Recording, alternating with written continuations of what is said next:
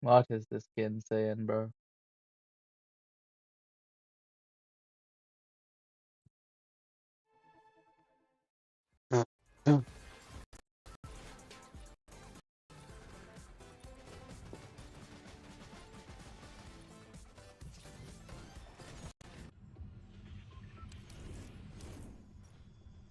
Yo.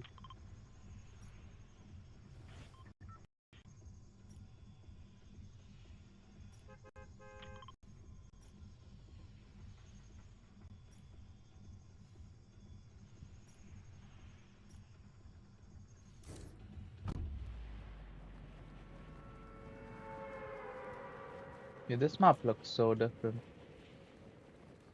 Calamari Canyon.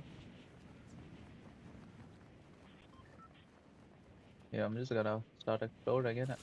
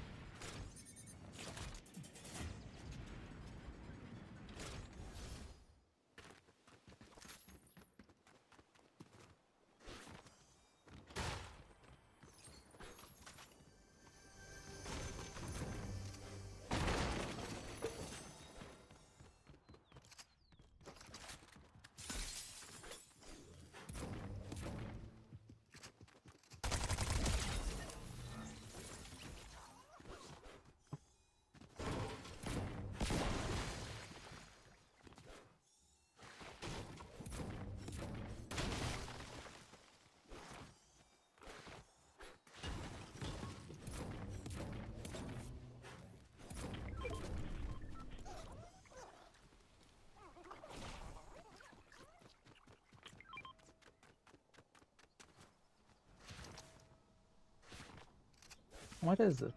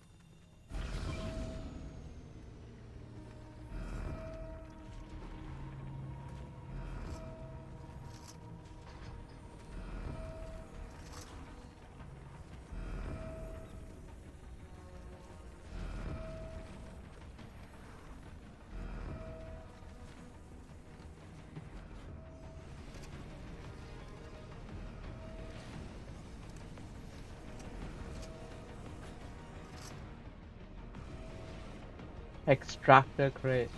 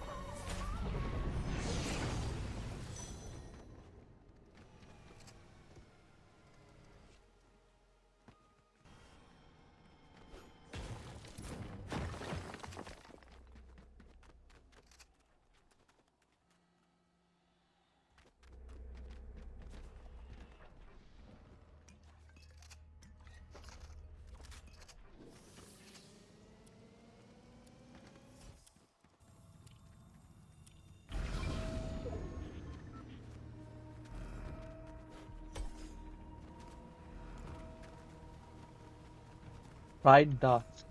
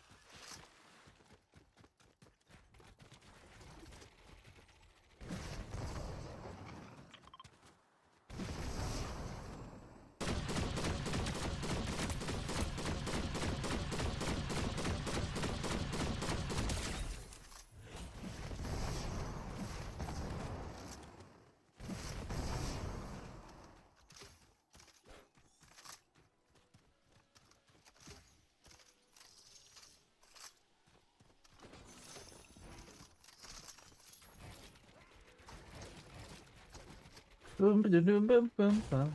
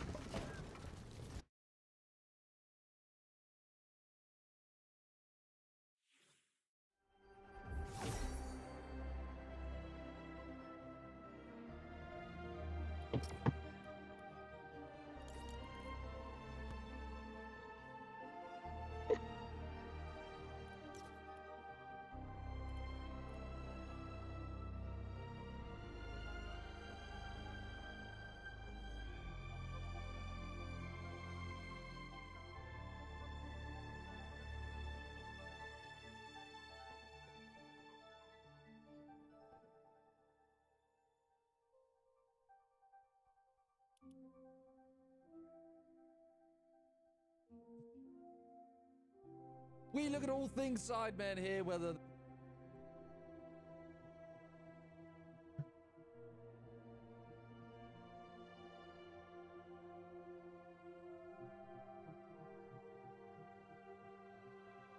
McLaren's had a nightmare start to the Monaco Grand Prix weekend, which includes picking up a bizarre €30,000 fine in the wake of Lando Norris's FP2 stoppage. Norris suffered an electrical fault that ended his Friday early, but when he stopped his car on track, something else was amiss. McLaren's been fined 30 grand, 10k of which is suspended for 12 months, for covering a button with some tape, something that only emerged because Norris had stopped on track. So John Noble, where do we start with this one? This is a really interesting one. This has been a weekend of marginal gains, teams trying to find performance with these funny wings we've seen appear here, but this is about a tiny bit of aero tape. So each car has to have a system marshals can activate to disengage the clutch. It's a clutch deactivation system. Disengagement system. Disengagement system, what did I say? Deactivation. It's okay, acronyms are acronyms. Clutch disengagement system. So if a car CDS. if a car stops on track, it's in gear, the marshals would come along and to move it, push the button, disengages it, push it on. Marshals couldn't do this here. The reason was McLaren had put a little bit of tape over it, primarily for aerodynamic reasons. So this tape would basically smooth the airflow, so there's no vortices created, all much better. I mean, the gains must be minimal, but the FI is not happy. It says it negates having this system at all if you put a bit of tape over it. And McLaren, I think, conceded it couldn't be activated without the use of the tool. But that's what I was going to say.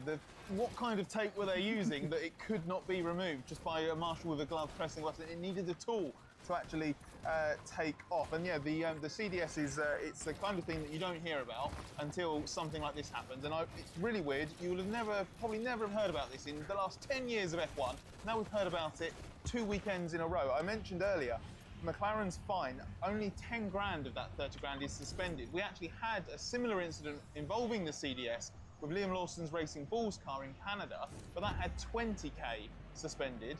The FIA said that this one's more severe, didn't they? Yeah, Racing Bulls had a similar problem in Canada. Liam Lawson had stopped on practice. The system didn't work. And that was a bit more complicated because it involved not having the system working properly as a means of anti-stall and how everything interconnected in the system. This one basically made the system completely redundant. Didn't work at all without a tool. So FIA not happy. And that's why they're kind of a bit more serious. And off the back of Canada and that penalty, the FIA felt here that the team should have used that as basically recognition that this is serious, the CDS is there to be taken seriously. McLaren basically didn't heed the warning that wasn't just the Racing Bulls, it was to everybody. That was an off-track oddity, shall we say, but it was obviously linked to an on-track problem. Norris stopping early in FP2, compromising McLaren's Friday. One car left running in FP2, that was Oscar Piastri. The problem is the car that was left running wasn't very fast.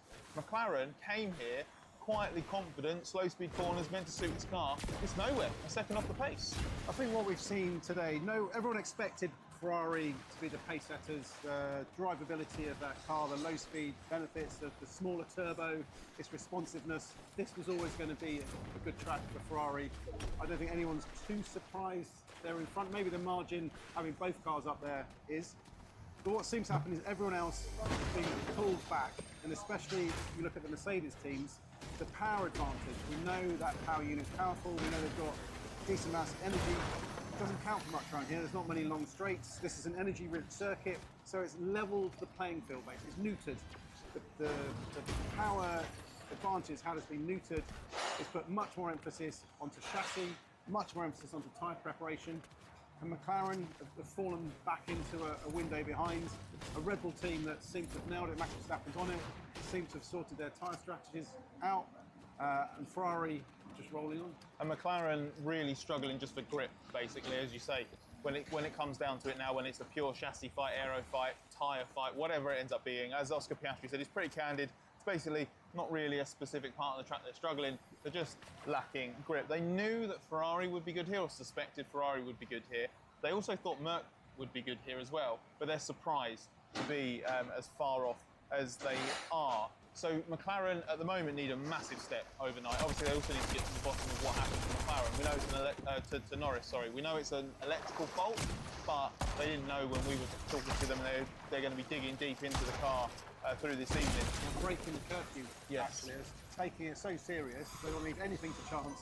So taking the decision to break the curfew tonight. We'll work on it, go through the entire thing to make sure there is no repeat of it. And that means basically team members staying in the confines of the circuit for hours longer than they normally would and are normally allowed to. You get 4 jokers a season now, isn't it? You get a few jokers a season. We'll leave it at that. It's a late day here in Monaco. So McLaren are nowhere in relative terms, but the Works Mercedes team is a lot closer. That car's happier than the McLaren, but it's still looking a few tenths adrift. Yeah, this is coming down by the looks of it, tyre preparation. You've got the power unit advantage neutered. We're back to traditional strengths of cars. So it's how's the mechanical grip, how's the downforce, and absolutely critical is going to be tyres. The tyres here are a step harder than last year. There's less downforce, they're sliding a lot, it's bumpier. So it's very, very difficult to get the tyres into the right windows. Teams are struggling to fire up the fronts and they get the rears hot. Some teams are doing 2 preparation laps, some are doing 2 push laps. Charles Leclerc did 2 push laps.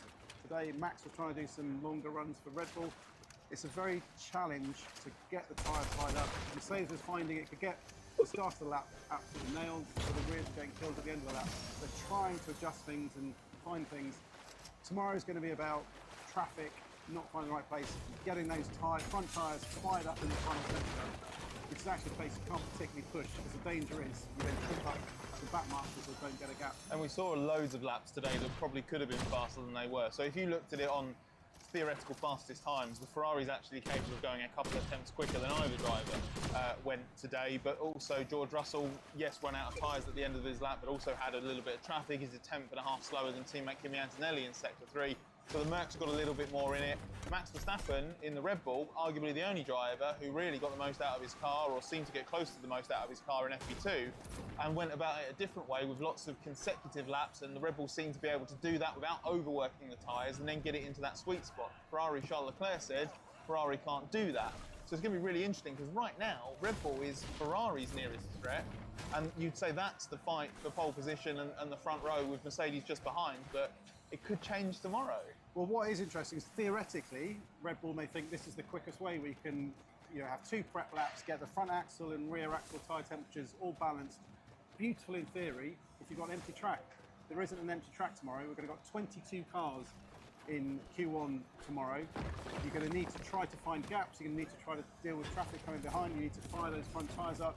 You can't afford to have 2 push laps here for the dangers of getting trapped. So what's theoretically best, maybe one thing. What you can really do here is another thing, and when you get down to qualifying, they're going to be tripping over each other. And the actual execution for the driver themselves, even if you've got the tyres there, the car seems to be working, this track's proving so challenging. Exactly what we thought it would be with these cars. The engine, the battery side of things isn't really a factor, but driving these cars is tricky. They've got less downforce than before. They're moving around more than before. They're tricky under brakes. So Leclerc looks quick. I think he's the slightly faster of the 2 Ferrari drivers when everything's hooked up here. But he's really struggling to be consistent, and he lacks a bit of confidence on the brakes in FP2. Hamilton a bit happier, but that best time in FP2 still a couple of attempts shy, as I said, of what a Ferrari's capable of if you marry up all of their best sectors. So FP3 is going to be absolutely fascinating as everybody tries to get things dialed in. Then when we get to qualifying proper, there's all sorts of variables that can catch people out.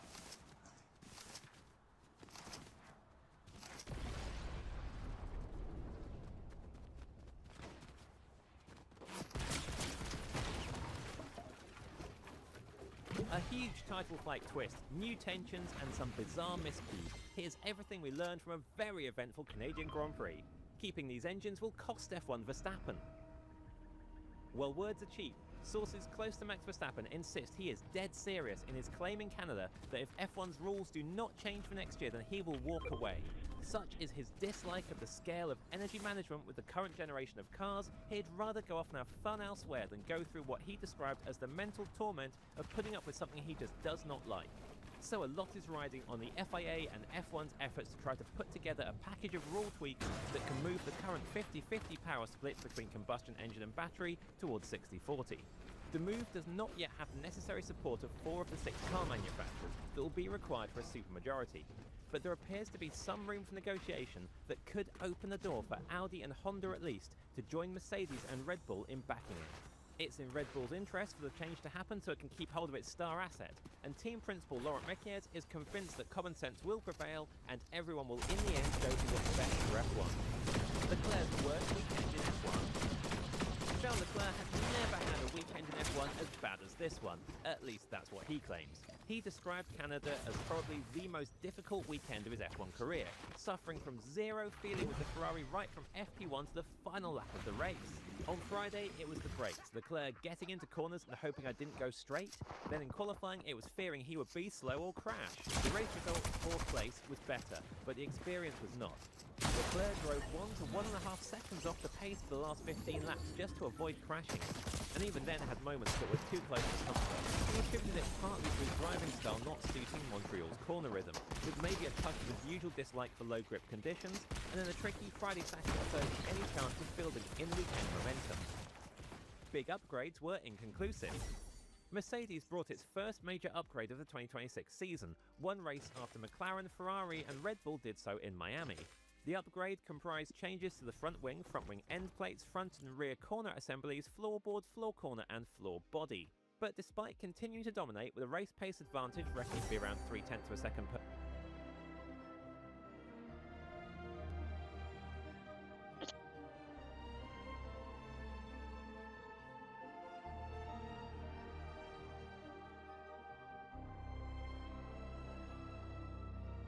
Welcome to Chapter 7, Season 3. We have an entire brand new map. That's right, the entire map has been changed with the recent live event.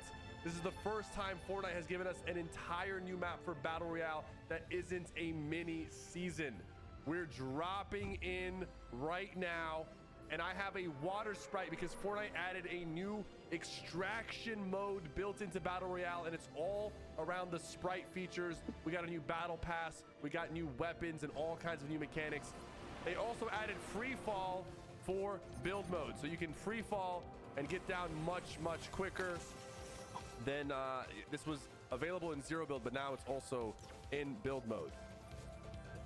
I don't got, oh, hold on. Oh, this is this gun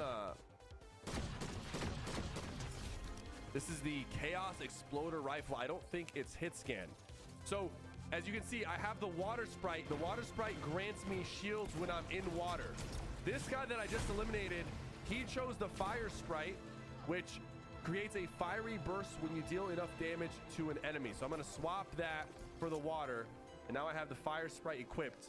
And right now my fire sprite on the right, it says level 1, so I can actually level up this sprite throughout the game. And the higher level it is, the more easy it will be to deal the damage that I'm trying to deal with the sprite. I hear something going on outside. It's like a rip of some kind. What is this? Oh, there's a boss that just showed up here. I'm kind of working him with this Chaos Reloader, but I also realized I don't have more guns. I need to grab this other Chaos Reloader. Whoa, chill. Whoa, okay, the fire that I'm doing also damages me. That guy was not worth fighting. He gave me a gold Maven, and he gave me a revive, but what is this? Is this where I can extract? Call extraction crate. Okay. So let me explain the extraction feature here. When you're playing and you're looting, you're gonna find special sprites that are strong and powerful. And every time you queue into Battle Royale, you can choose a sprite to go in with. You're gonna have one free sprite. You're gonna have one free sprite, which is your starter sprite. My starter sprite is the water one, but I dropped my starter sprite for the fire sprite, which honestly, the fire sprite's kind of pissing me off. I'm doing more damage to myself than to enemies. Oh, this is the new extending focus shotgun. This is like a new triple barrel shotgun. This thing looks like it deals some serious damage. We're gonna have to put it to the test. But when I find rare sprites, I can take them to these extraction points and then bring them back to the lobby so that in my next game, I can choose a different sprite to start with. I'm not gonna lie, the game feels faster. It feels like I'm moving quicker when I'm sliding around. I'm gonna see, this is a new surgical burst rifle. Seems like it's very accurate. The map is a little bit smaller, so it's gonna be 100 players in a much smaller map environment than last season. This SMG is the Flex SMG. We've had this before. We also still have the overdrive nades, and I believe the Chaos Reloader shotgun is still in the game. And my sprite level is 2 right now. You can see on the right side, it's level 2 fire sprite. So I think at level 1, I have to deal 175 damage for the fire effect to happen. And then at level 2, I only deal like 150 or 120. Like it's gonna keep getting less and less until it gets to a point where it's max level, which I think is level 4. I can't believe they changed the entire map. That's actually crazy. Let's see if the vending machines have anything. Chaos Exploder Rifle for 1,500 gold. Pulse Scanner. You guys remember the Pulse Scanner? Overdrive nades, and then we have the 7 sliders. I'm gonna grab this bad boy right here. Chug Jug for 750. Give me that. Okay. These vending machines are powerful. He's got like every healing item. These are the 7 sliders.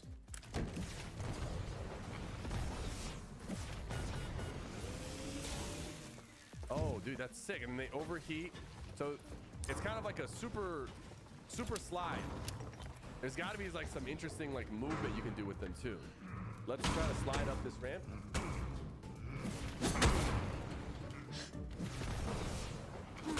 That's not doing it either.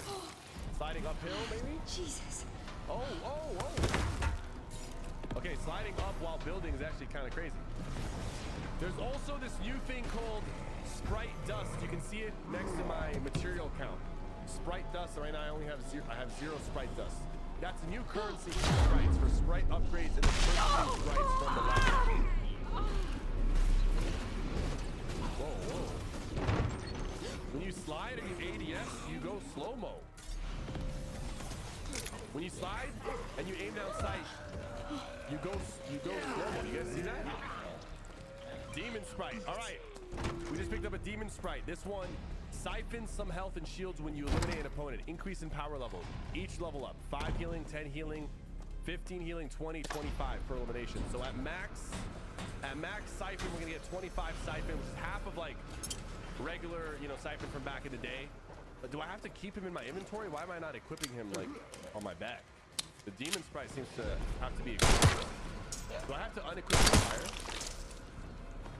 No. No. This one you keep. Oh, I just realized the Demon Sprite. Maybe I can start with the Demon Sprite. We're gonna head to this extraction site right now, and we're gonna try to extract the Demon Sprite. All right, I'm calling in the extraction, guys. It is a new season, so I'm gonna use the new guns, even though it might get me killed. I have to see if this extending focus shotgun is any good. These AIs are so funny.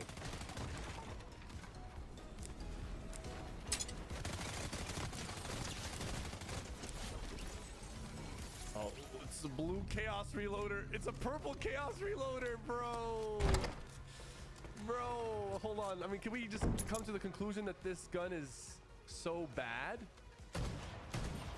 Wait, why is it shooting fast when you ADS? It's kind of like a tactic. It's not going to hit that hard on the single shot, but because you can shoot fast. It's kind of like a strong combat shotgun. You know what?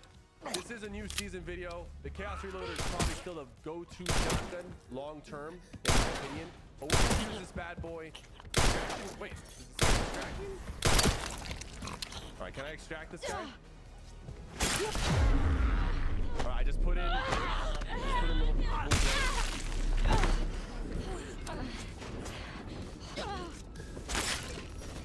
But everyone's like double boxing. Oh yeah, I'm cooked.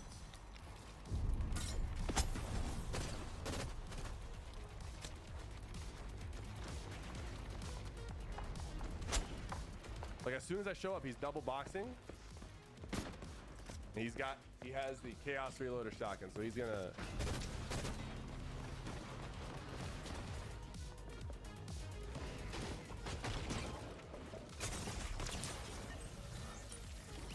I have 550 now. Sprite dust, by the way.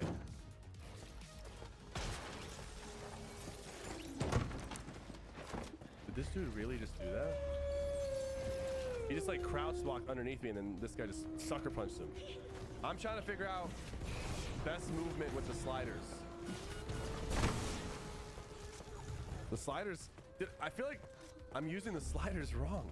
I feel like when I was watching the trailer, they looked like a little bit more impactful. Tim! Oh, I need to see headshot damage with this. 135. 135 is not bad. This guy's trying to extract or something. He's trying to extract, chat.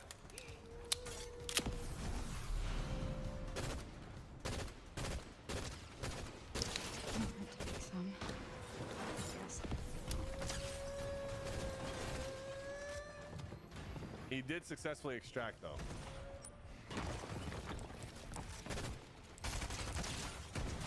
Oh, the double shot with it, that's actually kind of nice. Okay, hold on. King Sprite, your pickaxe deals more damage.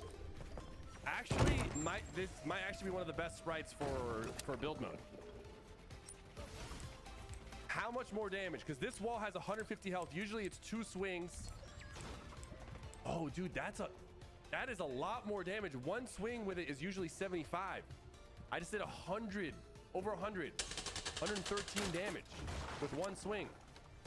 I mean, it's still 2 swings, but a freshly placed wall I can break through much quicker. The King Sprite kind of goes hard here. What about the players though? How much damage are we doing to players with the King Sprite? Wait, this is kind of crazy. Dude, the Chaos Reloader is still gonna be such a piece of crap to deal with.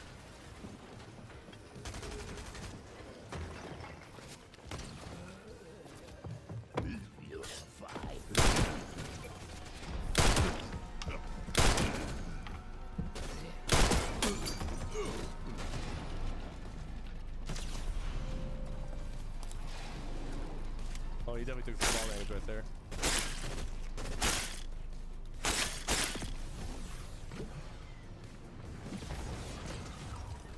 GG, buddy.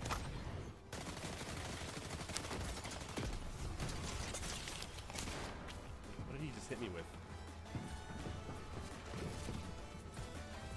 What is he hitting me with?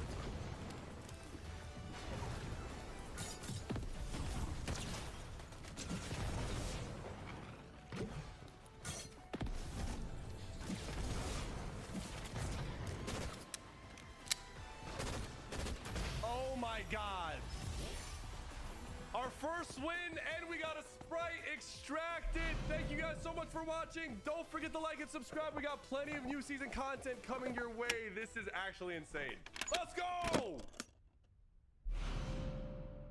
Bro, I was legit about to do the absolute cinema intro for a Fortnite live event. What did I just witness? That was one of the best events that I have seen in a very long time, and we legit might have just gotten a completely new map. We got so much to talk about in today's video, and we're not just gonna be talking about the new season. We also talk about Clix officially splitting up with BloodX and now looking for a brand new coach. Lacey and Ark are gonna be playing West, the new PR system, and so much more. Real quick before this video starts though, please subscribe to the channel if you guys are new, as we try our best to upload daily competitive content for you guys. If you guys want to support me even more, far and away the best way to do so is by using code KDOG in the Fortnite item shop. We shout out somebody every single video who deems me proof of them using my code. So shout out to this person on the screen right now. Thank you so much for supporting the channel. Make sure you guys follow me on my Twitch because we're going to be back live next week for the Div Cup finals already. Okay, so this is the original tweet that HypeX ended up putting out, and it says Chapter 7 Season 3 is a whole new map.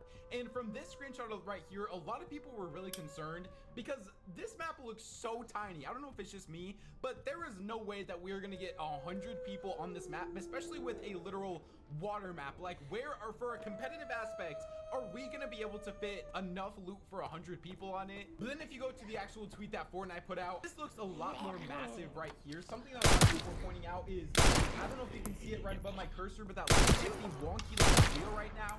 So I can't tell, the rest of the stuff around it doesn't look like wonky land. I mean, is this supposed to be Battlewood over here? Is this battle? Okay, yeah, because that's like the triangle right there for Sanctuary. That's what that's called, right? A lot of people are also assuming that if this is kind of like how, I don't remember if it was Chapter 2 Season 2 going into Season 3 or whatever, but slowly throughout the season, the water started to like dissolve and then more parts of the map started to come up. And so maybe that's something similar to what we see this season as well. But this is absolutely insane. I mean, just looking at it from this perspective right here, this makes me so nostalgic of one of my favorite seasons ever, which was Chapter 2 Season 3, the water season with like the charged shotgun and everything like that. Yeah, these pros are gonna have to get in the lab tomorrow to figure out where in the world on this map they want to be landing for div cups that are literally starting in, I mean, what is today, Friday? So they have 3 days to decide their drop spot before the first div cup of the season. Like, this is about to be insane. One of the main big parts about the brand new season is the sprites, and iFireMonkey actually made a great tweet of all of these sprites. So the rare sprites are going to be the earth sprite, and you have a chance to find additional rare items when opening chests. Fire sprite creates a fiery burst when you deal enough damage to an enemy. A water sprite replenishes shield while in water for you or nearby squad. And then there's epic sprites, duck sprites, emoting or jamming, replenishes shields. Ghost sprite grants cloak for a duration upon reloading. Demon sprite siphons some health and shield when you want to eliminate an opponent. I really wonder how easy it's going to be to get this on you for something like competitive, and also I don't know how many of these sprites are actually even going to be in competitive in general. And then you have a king sprite where your pickaxe deals more damage, and then the legendary sprites, the dream sprite grants a random item at each level, exploding with legendary loot at max level. Hello, some of these sound absolutely busted. The punk sprite, possibly nothing or infinitely something. And then there's a mythic sprite as well, which is the 0 point sprite. Spawn a shield bubble junior when you use a healing item on yourself. I mean, this is insane right here. We also have a look at the first 4 new weapons that are going to be dropping with the new season, and then he also says that more to come later on in the season. Extending focus shotgun, long range barrel lengths as spread titan, across a 3-round volley, new burst rifle as well. Okay, this doesn't give me too much hope about the shotgun getting removed because we have a chaos exploder rifle. The Dark Voyager's heavy AR firing explosive cubes, especially nasty when playing around cover. Don't put that in competitive, please, Fortnite. And then the Lance Head pistol, John Wick sidearm, 21 round mag, throw your magazine at nearby enemies when reloading for additional damage. I mean, the pistols in the meta right now are already insane. I'm interested to see if this pistol is going to be as good. Here is the map look that we have finally been waiting for right here. So Wonky Land is still there. Battlewood is now up here, and it's being replaced by so many different POIs down here. I guess Sanctuary is still over here. We have a Lifty Lodge. Like, this has to be a new chapter. Hello? Look how many new POIs there are. How is this just a new season? I love this tweet right here that says Latte Landing can't do nothing but step back. I mean, yeah, everything looks like it got drastically changed. They just got Latte just chilling there still. Here's some pictures of what the brand new map is going to be looking like. I mean, this literally looks like a brand new chapter. This has to be one of the biggest map changes we have ever seen from a new season. Like, look at these places, man. These screenshots look beautiful too, by the way. Something that's unfortunately not great is it does look like the Chaos Reloader shotgun is gonna be back in Chapter 7 Season 3. And then some other returning weapons is gonna be the Striker Pump, the Maven Auto Shotgun, Ranger Pistol, Stinger SMG, and the Hunting Rifle. Yeah, as you can see, a lot of the pros are definitely not happy about this. I guess we can kind of just hopefully hope that they maybe remove this thing before the first tournament of the season. I'm just being delusional though. Fortnite Competitive also just tweeted out the Chapter 7 Season 3 comp schedule, and I just quickly looked through this, and it seems to be pretty much the exact same as it has been. We do have divisional cups, and it's going to be duo div cups. There's all the dates right there. FNCS Major 2 will be taking place on July 18th, 19th for the play-ins, July 24th, 25th, 26th for the heats, July 27th, 28th for the last chance qualifier, and then the first and the second is grand finals, and then the last chance is literally one day after. For the 3rd, 4th, and 5th will be qualifier 1, 7th, 8th, and 9th will be qualifier 2, and then the 14th is the finals, and then the reload Elite Series is right here as well. June 12th through 14th is the opens, 19th through 21st is the play-ins, 26th is the heats, and then 28th is the finals. And then solo victory cups are officially back, so it does not look like we're going to be getting the solo cash cup things that we were maybe hoping for. Instead, it's just going to be full solo victory cups still. PlayStation cups, console zero build victory cups, console zero build duo cash cups, mobile series ranked cups, and the performance evaluation. So yeah, basically all of the exact same tournaments that we've had with just the addition of victory cups, but we also had victory cups last season. Clicks officially announces that he is no longer getting coached by BloodX, and he's now getting coached by Raz. Bad energy that way, by the way. No bad energy that way, dude. But we're definitely here to try something else for sure. New everything, bro. New duo, a new start. So yeah, hey, be respectful to Blood. BloodX is a fucking coach. He is a GOAT coach, bro. An absolute GOAT coach. But yeah, it is time for a change. It is time for a change. So Benno and I will be cooked up. And Peter, if you key me, please don't key me, Peter, because I don't want to have to do what I always do and fucking put you down with Vino, bro. It'll be a disgusting shout. But with that being said, yeah, we're landing whatever the best UI is. Same shit stays. Whatever Vino wants to land at, he knows he got mine. He knows I got him on now. I think Raz's team's on NA are gonna be me and Pete. Okay, I'm not gonna lie, I am so confused in this situation because literally shortly after this, Raz ended up tweeting this out right here, which is like a gif of going like this, like, nah, I'm not doing that. And then BloodX removed clicks from his bio, and I don't know what is going on in this situation right here. This is also what clicks ended up going on to say. We need to find a coach. I know, we've been struggling. I've been trying to find him since BloodX dropped us on our head. It's been hard. Yeah. I thought we were with Raz, and then I got a text that the Gremlin isn't letting it. The Gremlin was okay with it before when it was just me that made it to an issue with you. So the Gremlin was okay with it when it was just you, but now that Clicks is a part of it, the Gremlin is no longer okay. Maybe the Gremlin. Surprise, motherfucker. I mean, it's always an issue with clicks. Fuck, dude. What? Like, what the fuck? Why do you gotta say that? And we did. And BloodX just left us too. Yeah, because I thought we were Raz. So did I. I think I need a coach that is fucking passionate. Like, so passionate. The thing about Raz is really good, but he already has a star. You know what I'm saying? He already has a star team. So, like, even if we were coached by Raz, it would be really good, but there's always would be prioritization of Peter. Because Peter's, like, his, like, golden child, you know? I think I need a coach where his only god team is me and Vino. Like, his full focus 24/7 is, well, how could we do to, like, what could I think of and what could I do to make them win? You know what I'm saying? Because when you have so many good teams and so many tier 1 teams, it's like, you're thinking about everybody. All right, so before I go over the actual power ranking leaderboard, if you guys are confused on what this is based off of, it is based on your 20 best battle royale in reload tournaments, plus your current seasonal rank tiers in BR in reload. So now that you know that, if we check out what the actual top 10 leaderboard looks like, after season 2, Vico and Malibuca are in first and second place, of course, because this is the team that won the FNCS Global Championships, and they finished 3rd place in Major 1 finals as well, with some good Div Cup placements. I don't really know what their rank is, but Skull is in 3rd, Sky in 4th, Koyo in 5th, Shark in 6th, Bullets in 7th, Peter in 8th. I'm a little confused how Peter and Hoyo are so far apart here, and then Shark is also so many spots above his duo of teaming. Like, it feels like at the top, a lot of the duos are right next to each other. Maybe Hoyo just plays more ranked than Peter. leader, I guess that could be the case. I wish there was like a regional leaderboard for this so we could see like the top players from EU, NA, all the other regions like that,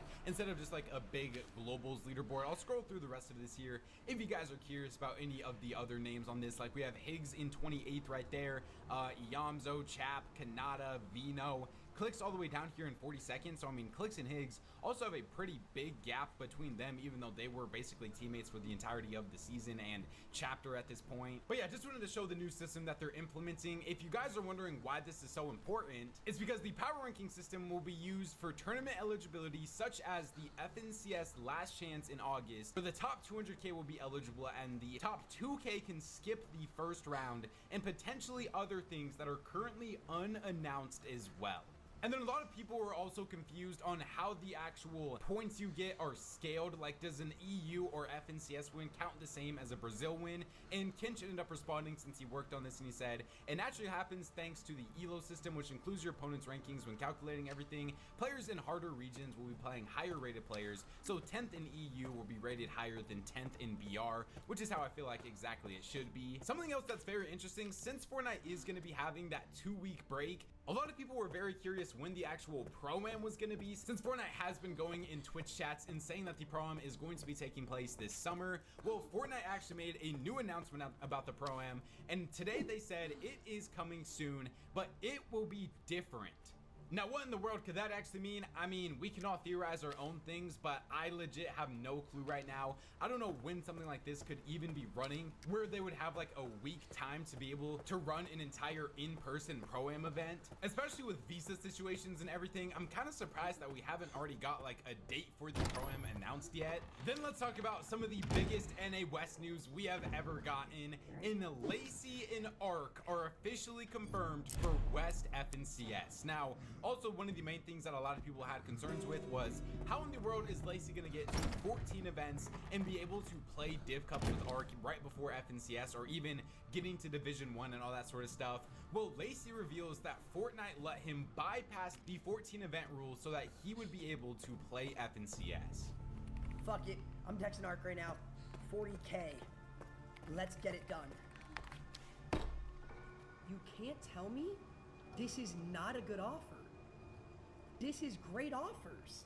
This is great offers. Legit great offers. 40k all earnings, raids, any content, core house setup. We don't qual globals. You can play last chance qualifier with someone else and free tap caps. That's great. Arc answered. He said, fuck it, let's do it. This is the first time you're hearing it publicly, and it's from me. Because I know a lot of you were asking earlier how I'm going to be able to play FNCS because not having 14 events. Basically, Epic Games, they have a new program for certain content creators where you can bypass the 14 events and still compete in events. I'm the first person that got accepted, so I do not have to play 14 events. I can just queue up for the Division Cups next week and play with Arc. I mean, good for Arc, honestly, that he took this deal at the end of the day. What do I actually think, like, the expectations for this duo is? I mean, if they would be able to make grand finals, I think the content there already would be super crazy. I don't think Lacey is a bad Fortnite player. I don't believe he is as good anymore as maybe people used to think he was, and I don't really know how much he's even going to be grinding the game to get back to that good level that he used to be before he switched to going and doing IRL content. If Lacey is going to be playing 100% serious during FNCS time, when he's not going to be like content farm, trolling Arc or nothing like that, maybe we could see like a top 20, top 25-ish finish from them in a West FNCS Grand Finals, maybe even higher. Arc, to me, is either the first or the second best West player. It's kind of ironic that Arc had to make a completely new account and start over and couldn't compete in the last major when he did actually end up getting disqualified. But now Lacey, as a content creator, is pretty much getting like a bypass to all of the rules. And he's playing with Arc, who had one of the most confusing ban situations ever. I think Lacey is still gonna have to go from Div 3 on West to Div 1, so that's at least, I think, 2 tournaments for him before he's gonna be able to play in like a Div 1 Cup. It seemed like Victor V and Arc were going to play with each other because Victor V tweeted out looking for duo going 0 for Central. Arc is taking the Lacey deal, and I talked about it when I originally talked about the potential of Lacey and Arc playing with each other. And yes, it's a very good opportunity for Arc, and I'm not going to blame him for taking the deal, but I also feel as if him and Victor V could have probably won every single FNCS on West for the rest of the year. Let me know what you guys think about the brand new season trailer, everything like that. I'm very excited for it. I think honestly, I want to make sure I give huge credit to all of the developers for season 2. It was one of the best like comp seasons I feel like we've had in a while, just because of how balanced everything was. And let me know what you guys think about everything in the comments below. So to the channel if you guys are new, do says about me right here. Please use code KDOG in the item shop if you guys want to support me even more. Thank God for another day, and I'll catch you guys next time. Peace out.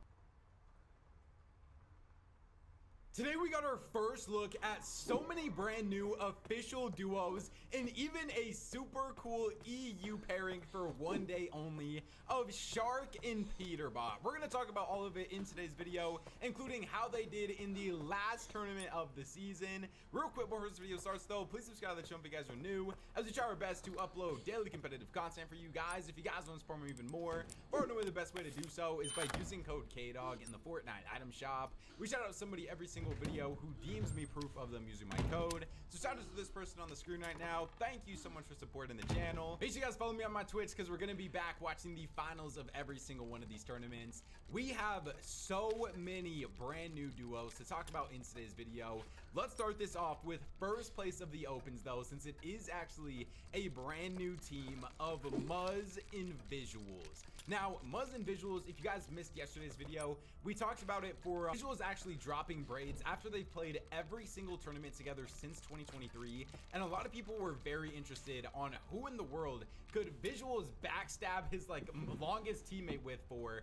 And I mean, when you look at his new teammate at Muzz, it does make sense. They looked very good in the opens as well. 356 points, 2 out of 8 game wins, 80 total elims. Second place was HQ and Causers. Third place was Cade. Fourth place was Foltz. Fifth place was Lover. Sixth place was Hump and Aminish. This is just a fill team right here. We're going to be going over a lot of fill teams in this video. Seventh place is Scuppies. Eighth place is Slupsy. Ninth place is Now yes, Scare and OSID have actually officially split up, and when you see Scare's new team a little bit, you might be very surprised.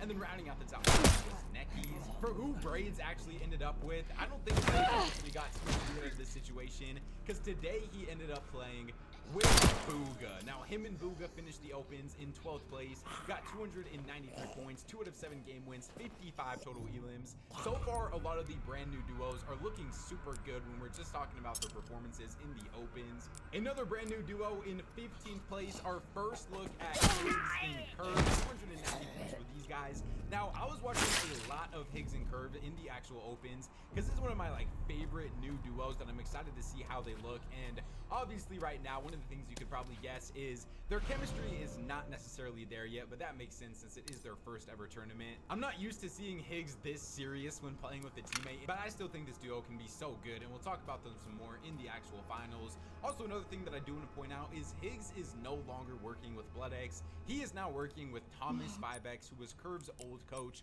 when you did start first playing with Vino. So you guys can have your own opinions on that. Adriz and Ritual finished in 20th place, 283 points. Glad to see these guys are still grinding, considering the fact, I mean, LAN just happened, what, a couple of days ago? And then for one of the last brand new official duos that I do want to talk about, we have 43rd place, and yes, this is a real duo. This is not just a fill team of Queasy and Scare. Now, yes, Queasy is officially moving to NA. He tweeted out that he's not going to be on NA till the 5th though, so I don't necessarily think he was on NA for this tournament right here. But Queasy was still able to qualify for the Eval Cup Finals on NA in his first ever tournament with his brand new duo of Scare. Now, yes, Scare is the player that used to play with OSID, and that's why I said earlier, you guys might be surprised who Scare's new teammate is. If you don't know anything about Scare, he is a controller player. It looks like Queasy might be going the route that Vino went. Pick up an underrated tier 2 controller player and see what you guys can actually make happen. Scare tweeted out Fortress plus Just Ice, at Queasy, and at Tezzy. If I'm just being honest, I did hear about this rumor yesterday, but I can't lie, I honestly didn't believe that it was actually going to happen. And so when Scare ended up tweeting it out today, I was pretty pleasantly surprised, to be honest. It seems like the method now for a lot of these IGLs is to just pick up an underrated fragger. A lot of people were surprised that Queasy didn't pick up somebody like Muzz, but the fact that they were at least able to qualify for their first set lobby together has to be a very promising sign, even though there's not like a crazy amount of real teams playing in this. Like Clicks and Vino did not end up playing today. Clicks was doing a sponsored event, and then he said that Vino isn't going to be playing until like next season or something. So unfortunately, we didn't get our first look back of Vino and Clicks. Threats and Beer finished in 58th, Shadow and Virgo in 62nd, Bucky and Cam in 64th. And then if you guys are wondering how Peterbot's NA tournament went, he ended up playing today with Skittles because Poyo is currently on a much needed vacation after his insane Summitland performance. So Peter ended up playing with Skittles today. He ended up streaming the tournament as well, but he definitely did regret that. Need to quit the game. I'm never streaming a competitive Fortnite tournament again. Dude, fuck, bro. Until I get a connect with Epic Games that actually does something, I'm not going to be streaming the game anymore. Alright, now when I read out these 4 names that ended up winning games in the actual NA finals today, I just need you guys to keep in mind that this is the last tournament of the season, coming off of a grand finals, so there is just straight up a lot of pros that aren't playing. But Nut and CDZ were able to win a game today. They won the first game of the day with a 5 elim win. Second place was Vex and Keys. They got a 5 elim win in game number 3. Third place was Yuz and Sharkman, getting a 7 elim win in game number 2. And then the last game winners of the day were Raygun and Pars, getting a 3 elim win in the last game. So yeah, these are definitely some of the Eval Cup winners of all time. For some big names, though, we have 5th place of Adriz and Ritual. This has never really been the greatest Eval Cup team, so the fact that they were able to get a 10 elim 18th and a 3 elim 10th as their best games today doesn't really surprise me. Cade in 6th, Blus in 7th, No W plays in 8th, Visuals and Braids in 9th place. Now, in their first tournament together, they did have multiple good games today, 9 elim 2nd and a 2 elim 8th. Of course, I'm not going to like overanalyze any good games today. Visuals and Braids in 9th place. Now, in their first tournament together, they did have multiple good games today, 9 elim 2nd and a 2 elim 8th. Of course, I'm not going to like overanalyze any of these duos because 1, this isn't the greatest lobby of all time, and 2, the meta could be completely changing in just a couple of days. But any chemistry these guys are able to get with each other from tournaments like this is obviously nothing but a good thing. H-Cube and Causers rounded out the top 10. We saw names like Higgs and Curve in 12th place today. A lot of solo clutching on this team. Solo clutch from both. Curve in one of the games and Higgs in the other. Not a crazy amount of duo cohesion yet. A lot of people honestly do think that these guys are going to split up sooner rather than later, or if they have like one bad div cup. I'm seeing a lot of people making takes that they believe these guys are just not going to last very long in general. And I don't know, man, there is a couple of things that are obviously working against them, but if they get a favorable meta for their playstyle, I still believe they can be very good. Booga and Braids finished in 14th place today. 2 good games for them also. 7 elim 9th and a 0 elim 6th. And then Quizzy and Scare were actually conned off spawn every single game today, and they didn't end up dying off spawn a single game. People just don't remember how good Quizzy actually is fighting off spawn, even when he's playing from EU on like 110 ping. Wasn't like the greatest tournament overall for them. Still, their best game was a 3 elim 11th. But with Quizzy being on NA now, I definitely do believe that he has the potential to be able to qualify for the global championships. And then Scare's old teammate of Osid was actually the one conning him off spawn with G-Money. And G-Money and Osid were only able to make it off spawn one singular game today, and that did lead to a 3 elim 12. But this is a potential interesting fight to look out for going into the future. Now for the final team stats of this tournament, Aders and Ritual did finish with the most total elims. Deal finished with the second most, and then Bluz and Carter. No duos were able to win multiple games on end. Let's just move on to how EU ended up going now. Now in EU, there actually are 2 fun brand new duos that I'm talking about in the actual opens, and a very cool content duo that we gotta see also. 12th place of Murstache and Sato. These guys played their first ever tournament. They finished with 390. 12th place in the opens, 2 out of 7 game wins, 63 total elims as well.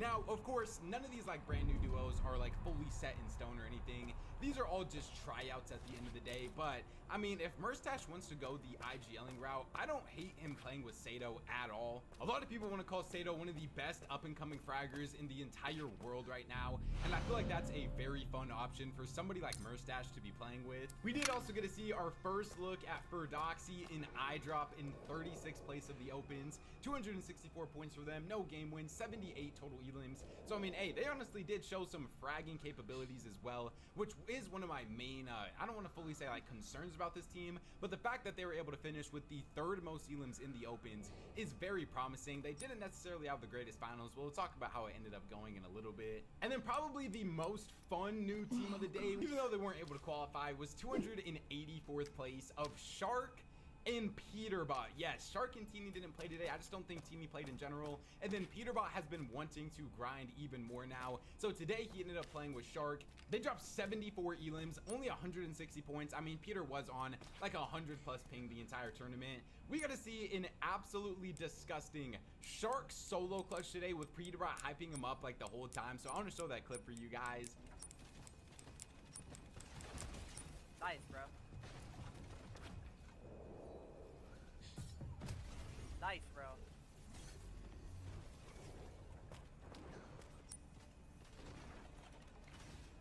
2v1, kill only solo.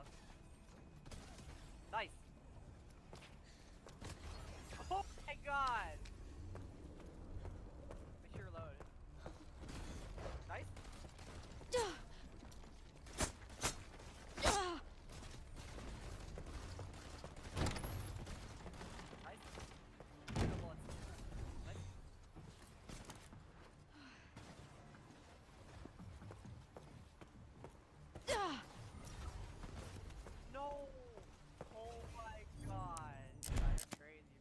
I swear Peter just absolutely loves playing with up-and-comers. Whether it was at, I think it was right after Globals and there was a couple of Div Cups and Peter was playing with Josh, and then today he was playing with Shark. Peter did talk about the possibility of wanting to move to EU and play with Swizzy, but imagine if Peter went to EU and brought Poya with him and their third was Shark. I just feel like that would be an absolutely disgusting trio. Obviously, this is all like a hypothetical situation that maybe could happen pretty far down the line here. But hey, maybe if it's duos again next year, a Shark and Peter duo, I would be down for that, man. I feel like that would be really fun. The person that a lot of people call the EU Peterbot playing with Peterbot himself, this was definitely a fun watch today. Let's actually move on now to how the finals ended up going. And keep in mind, there is a lot of fill teams on EU as well. But first place of the Eval Cup finals, I mean, who else besides Sky Troll, man? Coming off of their fourth place at FNCS LAN, where they had a real chance to be able to win the whole thing, was able to get a 10 elim win in game number 3 today. And they also almost had every single one of their games inside of the top 10. More of the consistency king type of stuff that we're used to seeing from these guys. Scroll, of course, as always in the game that they were able to win, looked like one of, if not the just straight up best players in the entire world. And this is just what you can expect out of these guys. Malibuca, the FNCS LAN champion, playing with a fill this week of Panzer. They got a 13 elimination win in the last game of the day. I feel like I shouldn't even have to explain this, but I still will. No, Malibuca and Vico didn't split up. Third place was Skyjump and Momsy. They got a 9 elim win in game number 1. And then fourth place was another fill team of Chap and Khan, getting a 13 elim win in game number 2. So half of our game winners today on EU were legit players that aren't even like our normal duo. Fifth place was Hari and Cammy. They had 3 top 5s today, 7 elim 5th, 6 elim 2nd, and a 9 elim 3rd. It really does suck for these guys that they were so close to being able to qualify for globals, but I do still think they'll probably be able to qualify for globals within even just as soon as the next major. Cringe and Twy in 6th, Prax and Maku in 7th, but Lucy in 8th, Swizzy and Pixie in 9th place, one of our duos that has qualified for globals already, and then Twek and Gonzo in 10th. For the rest of the big names, we had like 13th place of Merstash and Sato in their first set lobby finals together. Their best game was a 5 elim 8th. Chino and Pablo really only had one good game today, getting a 5 elim 3rd.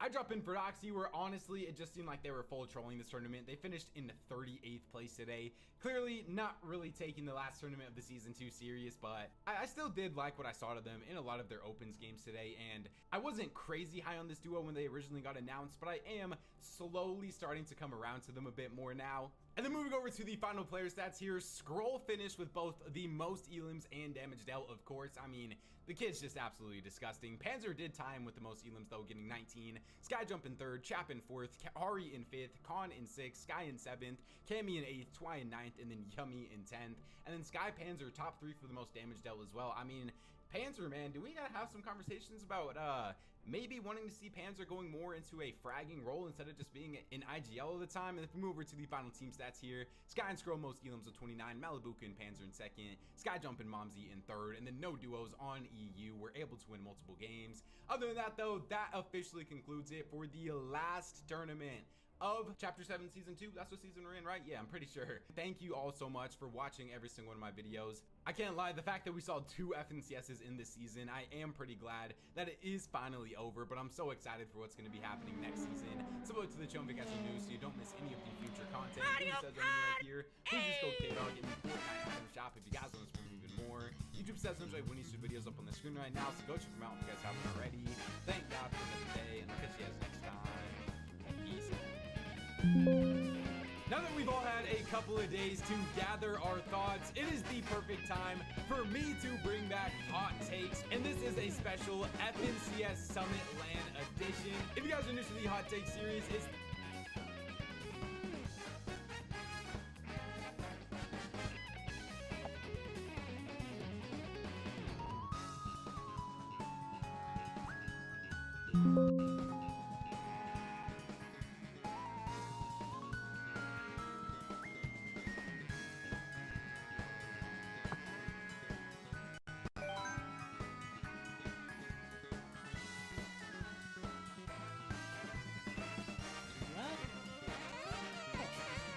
Leclerc has committed again, and for Hamilton now it's a race against time. If he wants to leave his mark within Ferrari, that is, unlike Fernando Alonso or Sebastian Vettel. You see, this all got rekindled not only for the prospect of this weekend's Monaco race being Ferrari's to lose, but also that yesterday, Ferrari renewed Charles Leclerc's contract again. Another multi-year deal with no public end date. And here's something for you, there is real confusion as to how long it goes on for. Because according to Sky Sports, they reckon it goes all the way to 2028, like Max Verstappen's contract, but then there's articles from the race that suggest that it's on top of the existing deal, which reportedly went through 2049. Some of the best sourced news sites out there in Formula 1 can't really decide exactly how long Charles Leclerc's new deal goes on for. I think Ferrari is actually okay with all this confusion, because it's very, very useful for them. The point of the matter is that Charles Leclerc is theirs for pretty much the rest of his Formula 1 career, certainly the rest of his time. And that's because his exit option in 2027, well, based on the field, that's still going to be held. You've got to look at the timing of how well this season will get broken. This was actually invested for Ferrari stock taking racing. But it was also not long after Canada and Miami. 2 weekends before Charles Leclerc will face himself, were not exactly the best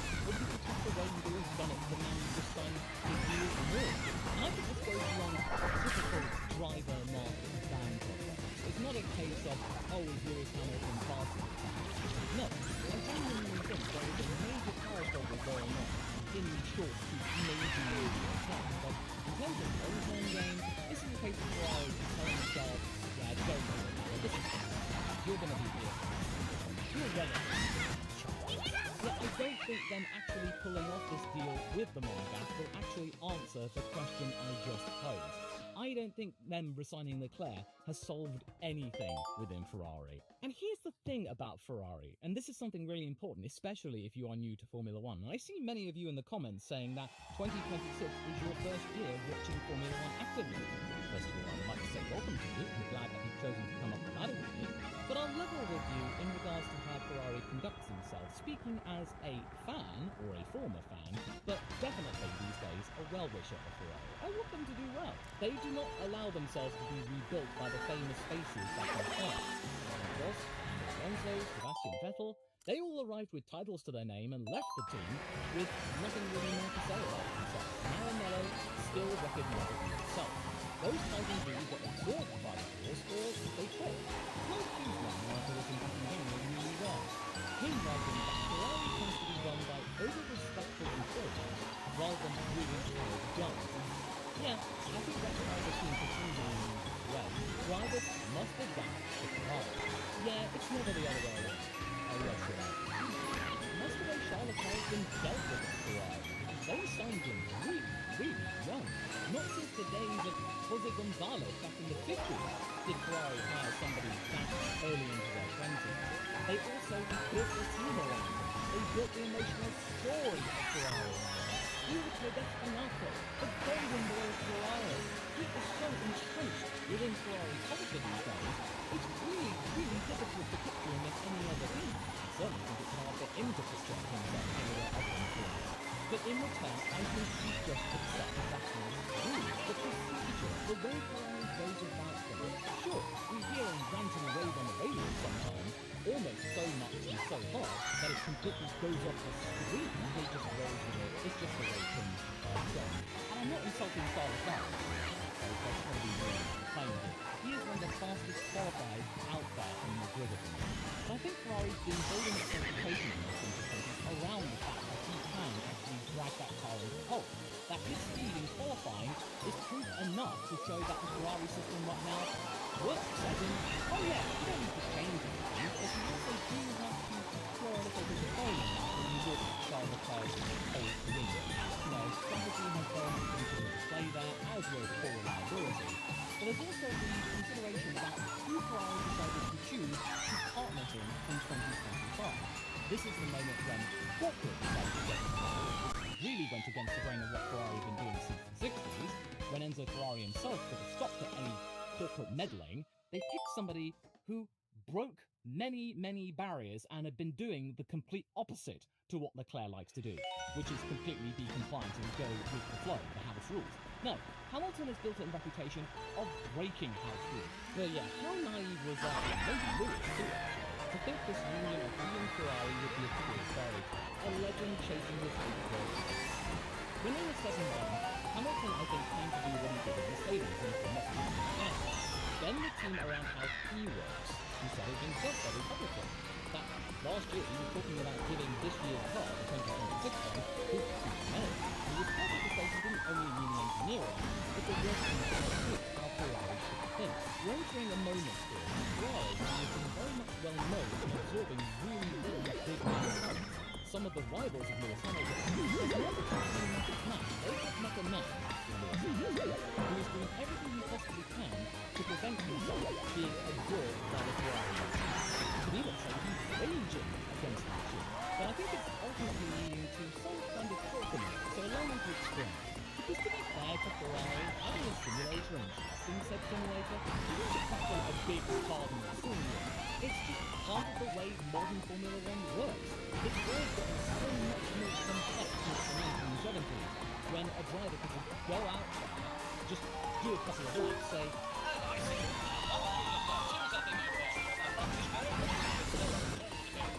no, there's so many more cars. I think 17,000 employees within a Formula One car. You can't just tweak something really good. You can change one thing, then you've got to change another thing, and then another thing after that. Simulator, that's absolutely fantastic. I'm pretty sure the likes of Haas are very much enjoying their brand new simulator. Yeah, this year is, I think, the first year it's actually performed. So, but as we've seen many times, if you trust that simulator too much, or if it's not properly, it can swing you down some really bad road.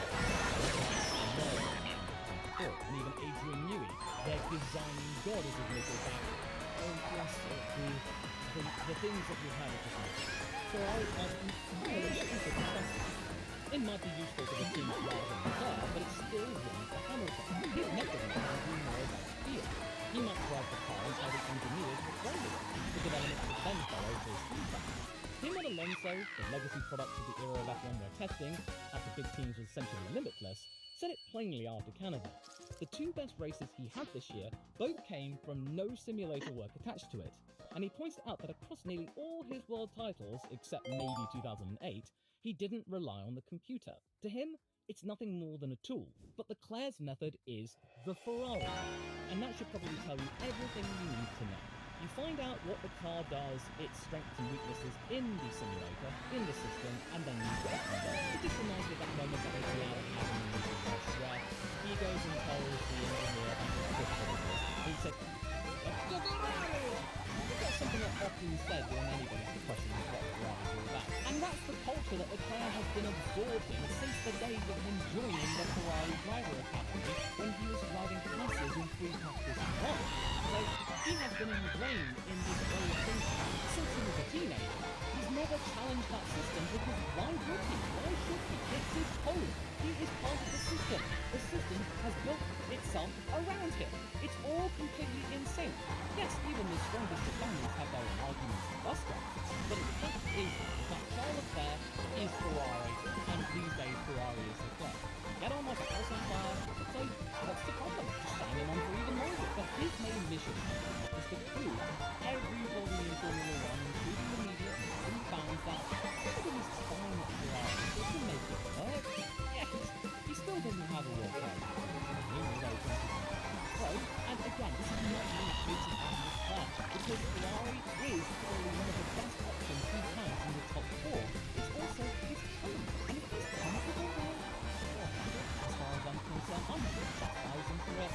It's more about just where Ferrari is in itself there, and more inclined to critique the lack of Ferrari's own corporate structure than actually the driver. You've got two very different philosophies in those two cars right now, and there is very much a battle on who will get overall authority and its take the development of the car, at least in the next couple of years, is especially when the results start to get there, or if they get really, really close. You've got to remember that these two men are not that far behind George Russell in second place. And then Rob Smedley, Felipe Massa's race engineer at Ferrari, goes on the High Performance podcast and says he asked people inside the garage what they made of Hamilton ditching the sim, and their response was that they shrugged. Really? Yeah, it was only a couple of people so you could hold the phone down there, but I think very, very useful.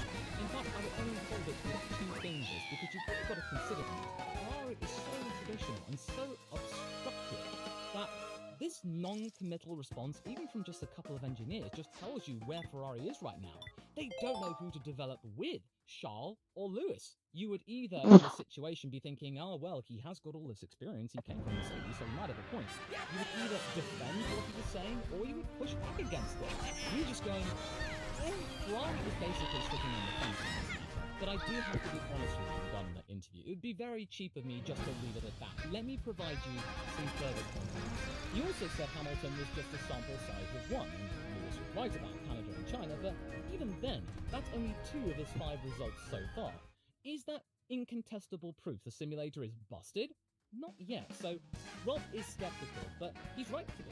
2 races is not absolute proof positive. It's a curious thought, but it's going to take more races to add more fuel to Hamilton's fire, but the man it should settle on already weighed in. And this is the one I want you to see, because when the press put the simulator theory to Charles, he didn't argue the method. He volunteered something else entirely, which I shall share with you for your consideration. It's more about my feeling and just the way I drove, but not having the feeling, you don't push a car to its limits, and I can feel I'm completely off the pace. By not having confidence on a day like this, I just didn't push enough. Interesting. The root of his problems were mechanical and emotional, courtesy of a Friday brake problem right here and tyres that never really switched on. His confidence collapsed accordingly, so instead of blaming the Ferrari machine, he just said, Oh, well, I just had a bad day. And this is right before one of the most important weekends of his entire Formula One season. He'll want to have a car that he is confident to push in around a track where if you make one slight error with the barriers, you're done. And I want to stress this upon you about how quickly this story has completely flipped, because I'm pretty sure that some of you will remember my Hamilton just got Ferrari's memo video and be saying, ha, oh, that one aged like milk, didn't it, Law? And I'm going to be saying it. Yeah, it did. And if you're not familiar, not that long ago, the Swiss outlet Blick had a Ferrari shortlist doing the rounds, reportedly sourced from Elkan's ideal picks. Behrman at the top, Verstappen second, and Sainz third. And the seat list that shortlist was circling was Hamilton's, the one who hadn't yet gelled. The expensive signing who finished his first year 86 points behind the Monegasque, and the succession was being discussed around the assumption that Hamilton was a problem to solve. And then, well, watch what he did in Canada. I said Lewis needed to make Montreal a stage for his future career with Ferrari, and he did it. Reports like this don't need to be official to count for toffee here. In F1, a rumour becomes politically useful when it captures what people already suspect, and back then the suspicion was simple. Because when you really put it against the results that he was getting, Hamilton looked really old, he looked expensive, and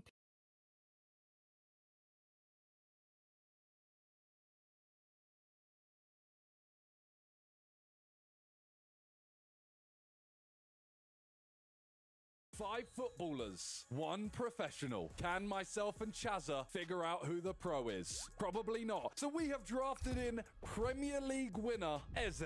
Through various rounds and challenges, we will whittle it down to the final two and then guess who the professional footballer is. Let's get straight into it. Bring out the players.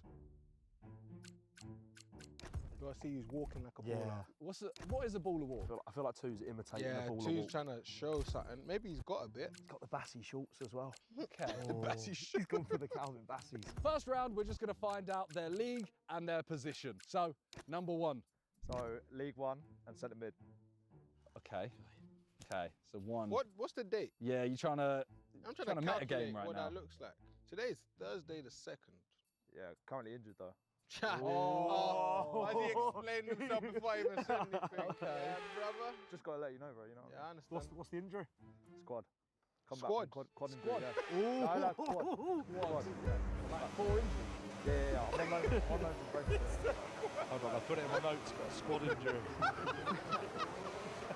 Why did he answer me seriously? He said quad, like 4 inches. Number two. That's incredible. Left wing or Canadian Premier League. Canadian Premier League. He's trying to throw it out there so we just don't really take it in. Sorry. I got halfway through writing Canadian, I was going, not real. Number three. Central defensive midfielder, League Two. Right. Affirmative.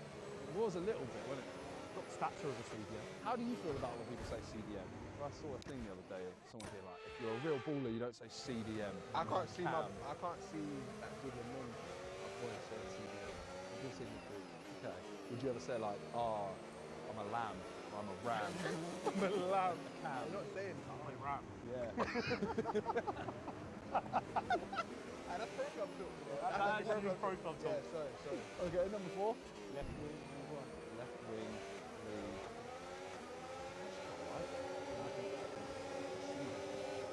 What's giving you? You're the program. What's giving you the? Just the way he said it, the way he's standing as well. It's something about his rock. Okay. He's got the aura. I wasn't looking at that, but. Hey, yo! I've had a look and I can confirm he might think could be a left winger. Have a rock. Number five. Centre mid, League Two. League Two. I recognise that voice. Wait. Say that again, please, one more time. Centre mid, League Two. I might have I spelled league wrong. So I need to lock it in. Yeah, I put a double G in it. Guys, lock-ins. Yeah, You guys are okay. horrible. Yeah. You can tell we do like internet stuff. What? You guys used to type in. This is horrendous. Normally we'd get rid of one, but as we were talking before, and we're really bad at this. We're going to keep them all, ask some questions, then we have to get them too. So, who is the best player you've ever played against? We'll start with number one. Probably say David Raya. Brentford. Yeah. Back at when, sorry? What did you say? You said something David Raya. Yeah. Back at Brentford. Okay. Interesting. Okay, number two. Number Tim Cahill. Tim Cahill. Retro. How old are you? Sorry. What year? I was thinking the same thing. I was like, are you cold? I'm 24. 24, I played with Tim Cahill. Pre-season friendly. Too bad, I played. Stop doing your thing. Talk about professional players. Man. Talk about charity getting not fair. Oh, you played with Iniesta. Ronaldinho as well. Some of us have played at some big stadiums, you know. And I played at Worthing Stadium, so about 2,000 people. Carlos and one man the match. So. Roberto Carlos played at Worthing Stadium.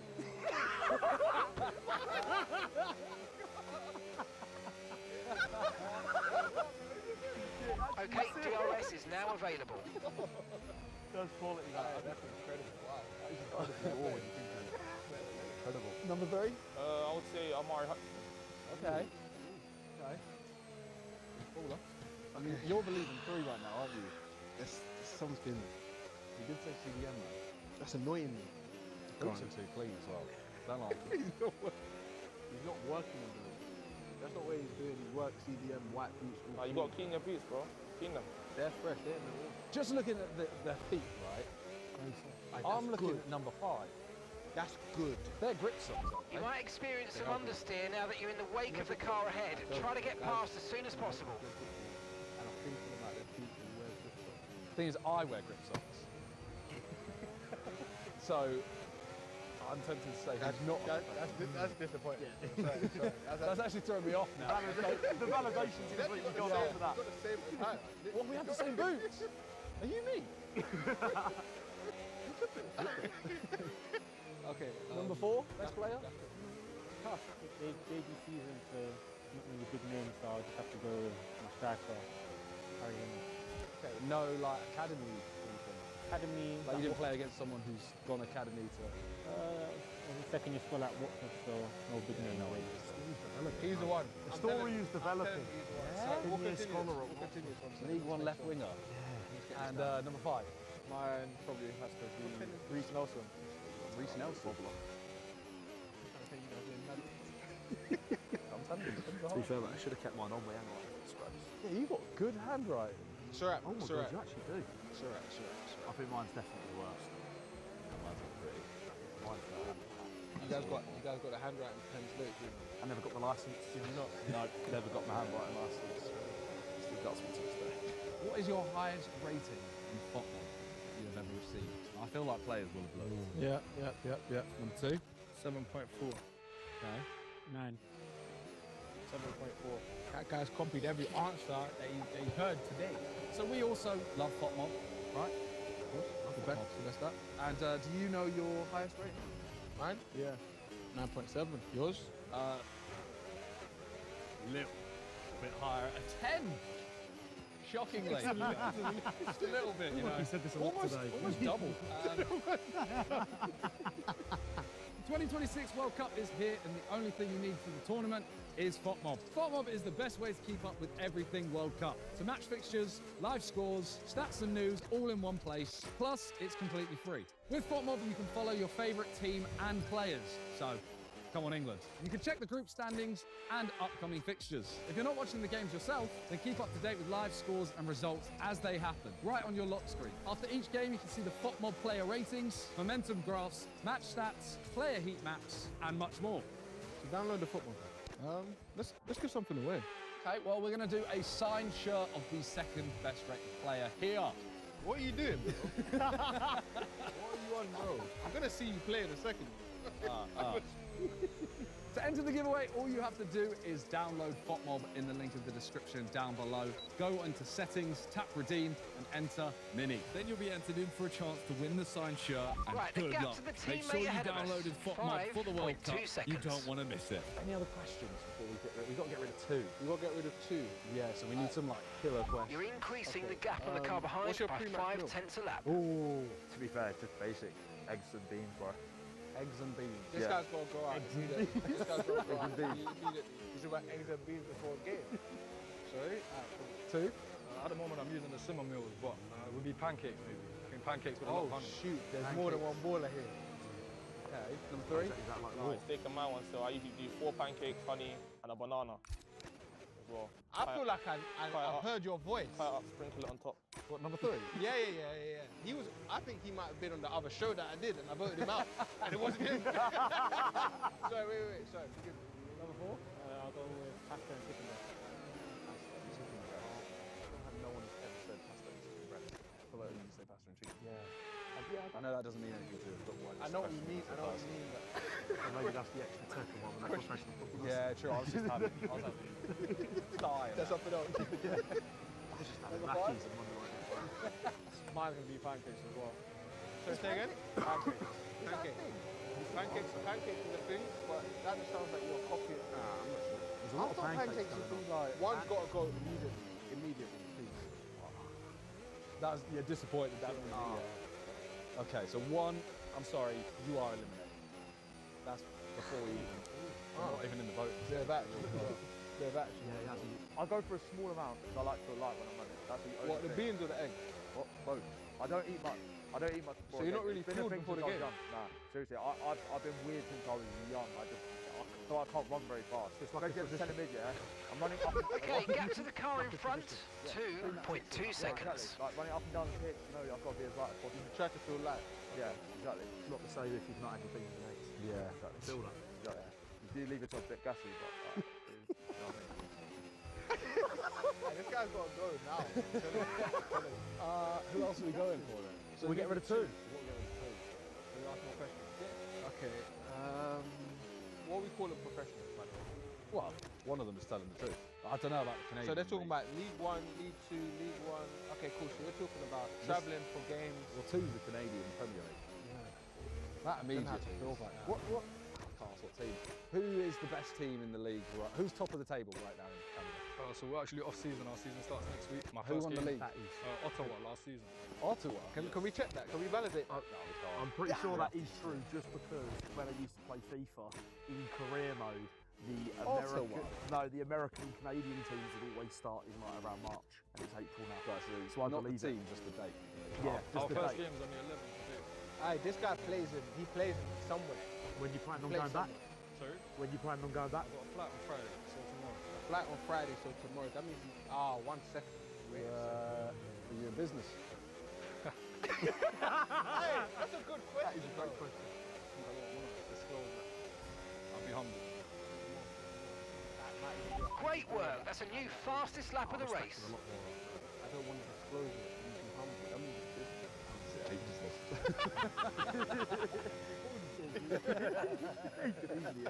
Oh, okay. Everyone loves a humble baller. I'm just because it's Canadian Premier League is throwing me off. I don't think you get rid of this guy. No? I don't think you do. So you're getting rid of 1, but who else? I'd love you to get rid of 1 though. And then see. Sorry, brother. I'll tell you everything if And you see want. the other. You want to get rid of number 3? So you said you're a League 2 player. Yeah. How old are you? Okay, no issues with tyre wear for now. Keep taking care of them. This season? In total. 28. This season? Not this season, in total. Now I'm asking now this season. This season I played about 10. I've come off the bench, I think, 6 times and I started 2. Have you scored? I scored 1 goal. Didn't he say this was his debut season? No, that was before. That was the tricky winger. That was Number 4. Number 4 is your debut season. Yeah. Alright. Watford scholarship. Yeah. You got, bro. I'm locked in here, bro. It's mental. When you travel with the team or away games, talk me through that day. So it depends on if it's local. If it's a local one, then we'll take coach. If it's further away, we might take a train. We might get there about 12 to the meet point, then we'll travel up, depending on how far it is. We might get to the hotel about 5 or 6. We might have a team meeting, then dinner, then we'll sleep. You know, the day after as well. Yes, please. So then we'll wake up, we'll have a breakfast. So usually, for me personally, I like to have, if it's a earlier kickoff, we might have breakfast at like 8, but if it's a 3 p.m. kickoff, let's be normal. I'll have it at like around 11, then we'll have a So team you have meeting. what? Sorry, say again? I'll have my breakfast, my pre-match meal. So you might have, if your game's at 3 o'clock, you might have 1 meal before that game. Yeah, that's what I do personally. But there'll be 2 opportunities to eat, not just 1. Yeah, 2 opportunities to eat. Some people might eat another meal, but I just like to eat 1 because I feel a bit heavy. Gone. I think he's got to go. Alright, well, to be fair, I'm happy to go with 1, just because you believe it so much. Yeah. Number 3 is the only one I can see enough. it's scary. It's annoying. I was thinking that when he was talking, I was like, I can't see his mouth. I definitely can. So I think we're going to eliminate 1 and 3. Everyone happy with that? Yeah, I'm comfortable with that. Number 5 over there. Yeah. You haven't been questioned enough. Yeah, I think number 5 lied about the pancakes. I can answer We're anything. approaching the pit window and you're going to be on mediums. What do you have on your pancakes? I'm going to say that. Yeah? Alright, cool. What do you have in your pancakes, me? I usually have banana, sometimes I have some syrup, but if I feel as if like Good I need pace, something you're a bit catching the lighter, car in front by about a second a lap. some blueberries with it. Oh, I thought you were going to As soon as he said me, I was like, there is no way you just stuck that. Fruit and butter. So close. I didn't think syrup can't. Sure. Hey, not too much on it though, not too much. Just need a bit of sweetness with it. But I feel like Yeah, pancakes are like not for me, and I'm on Oh no, I love pancakes. as well. Alright, number 1 and 3. I'm sorry, but you are eliminated. Wait, I'm not sure about 3 though. You just done a whole hit piece on number 3. You gotta go. Okay, the next round is the physical round. So, in the physical round, you are going to wrestle each of them. They are going to take on one of us. Yeah. We're going to be a defender. They're going to take us on and try and score. And the other two, if they take you on, we will judge. Okay. And we're going to judge protect. Okay, cool. We have a keeper as well. That's perfect. Who do you want to see first? I want to see number 2, maybe. 1-on-1, let's go.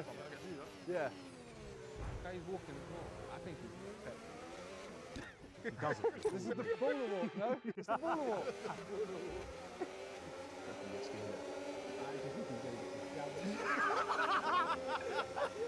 How serious do you want me to go, though? I want you to go 100%.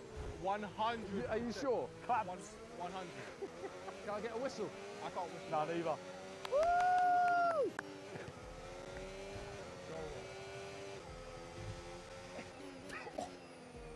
Get him, John! John, no! It could be Calvin Bassey Shorts. It actually could be. Yeah, let me go one more time. Yeah, let me go one more time. One more time? Yeah. Versus you, or do you want to switch No, out? no, against me again. You want to go again? Yeah, because I thought he was right-footed.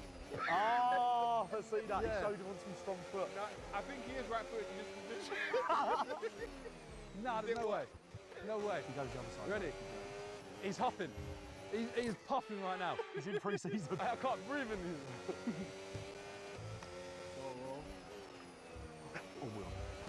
Oh, I got it!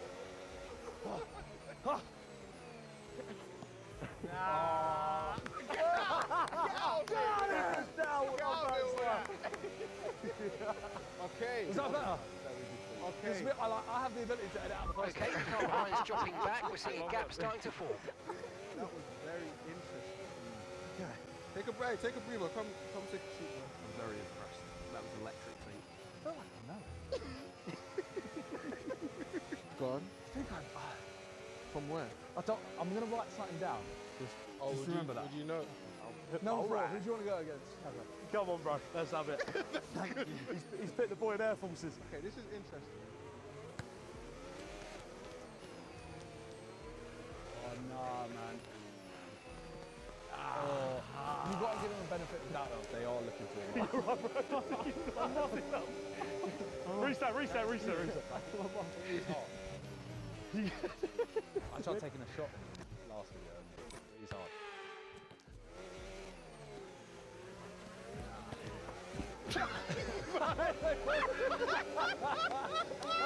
Oh! Turn it off! Turn it off! How did they both fall over? Please turn it off, wherever that was. Nah, it's the ground in there. It's a bit uneven. You can see it. You can see it. It's the footwear. I lost my ground. Yeah, was there? He's looking for mud underneath his underneath his apples. Number 5. Wow. I can't lie, I'm gonna have to go with Chazza, man. He needs a do-over. He wants to go against you as well. You want to go against me? Right, let's go, man. Yeah, no worries. Do you want me to step in? Sounds good. No. Sure? I've got this. He hasn't got it. He ain't got this. No. He didn't have it. But, Okay, the pit window's open, so let's box this lap. Box go this on, lap. 5. Sit him down. Go on, Chazza! No! Hey, that's the pen! No way! That shot's me 50-50. Hey, where did you say you played? In League 2?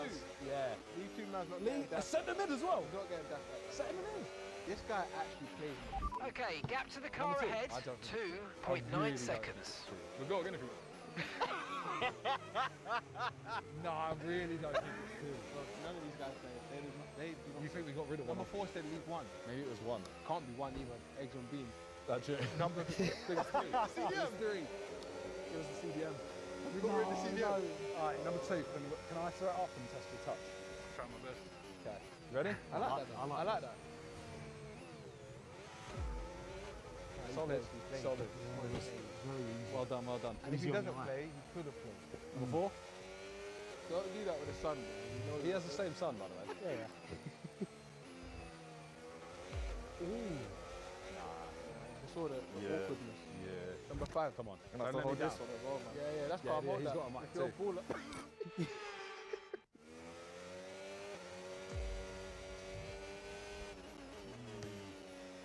Yeah, but you saw the pass. That was meant for you. Saw that? Breaking the table. I can't see out of this thing, man. I could have injured him as well. He almost died. Was it a foul? I did. Was it a foul? I don't think it's a foul. Are you man not saying that's not a penalty? It's just one of them ones, isn't it? Like, you've either got the strength or you don't. 5 has got to go. You got 1 out? Yeah, we got to get rid of one. 5's got to go. 4, you're next. All right, number 5. You have been eliminated. Thank you, mate. Sorry. If it's number 3, I'm going to lose the plot. That CDM. I don't think it's 2. I know you're going to. I know you're out with 3 match rituals. Bro, it's not 4. It's not 4. I kind of agree. I can see him laughing. He's laughing. He knows it's not him. Yeah, he's like, I'm not laughing. I'm not laughing. The final round, we're going to see their take in a penalty shootout. 5 penalties each. Number 4, you're going to go first. All right, we'll be doing one more stop today. 1 stop left in this strategy. I mean, it's a good pen. It's a good pen. Yes, that's a good pen. All right, go on, number 2. Jorginho. Okay.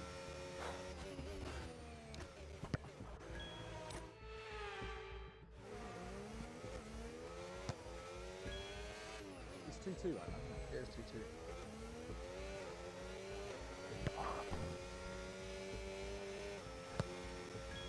I mean, he's murdering that. He's just cool, calm, collected. 4, if you miss and 2 scores, you lose.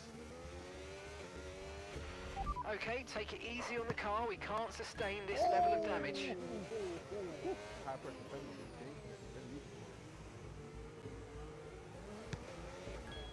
Okay. He's in his head. All right, you got 1 penalty left, and we want to see you both like 100%. We want like top bins. Yeah, I think both. That's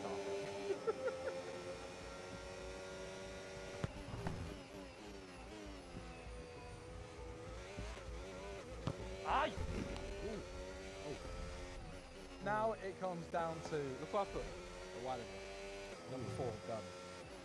He's still here. He's still I don't think you've said to get rid of him. I know it's not him. Okay, well, even though you won the penalty shootout, we don't actually have to vote you, it's just to see the text. So, this is the final decision. We have to vote. for one of Oscar these is into people the pit that we lane. think is Oscar the in the professional. pits. And I'm going to start it off and say, I think at this point, I've got to go for 4. That hurt. I know. I feel like Yeah. based on what we've just seen. You threw the ball up to this guy and he controlled it. Yeah. You saw what he did. That's easy. No, I'm saying he might. No, he went on 4. Oh, you know, he's right. No tyre concerns at the moment. Just focus on the driving. If it actually isn't, this is horrible. This is Alright, if he's actually. This is dark. This is dark. I will give you the benefit of the doubt that like, it is genuinely quite hard to see through the goggles with the stuff. He could be a baller with a big killing him. Murdering him. So what are you going for? I'm going to. I have to go I've got the decider. I have to respect my eye. Yeah, I mean, obviously what you've said throws a spanner in the works, but based off what I've seen today, I could be very wrong. Just so you know. yeah, I'm going to go with what Em said. I'm going to go number 2. Okay, could we bring the players back? We're going to be wrong. Yeah, we are. I think. Why did I go so strong? Bro, I don't know who you thought it was. Like, you voted Canadian. Number 5, I've one question after. Number 1 said cheese and eggs, and you went, gone. So we have voted number 2, very reluctantly. Could the real professional footballer. Okay, here's the gap that we're forward in trailing the 3, car ahead by. 2, 3.7 1. seconds. 2. Oh! Oh no! Oh no! No. Give me a football. Give me a football. Let me have a football, please. Carol is B. Peterborough. Sorry, Control I'm it. so Control sorry. it. Control it.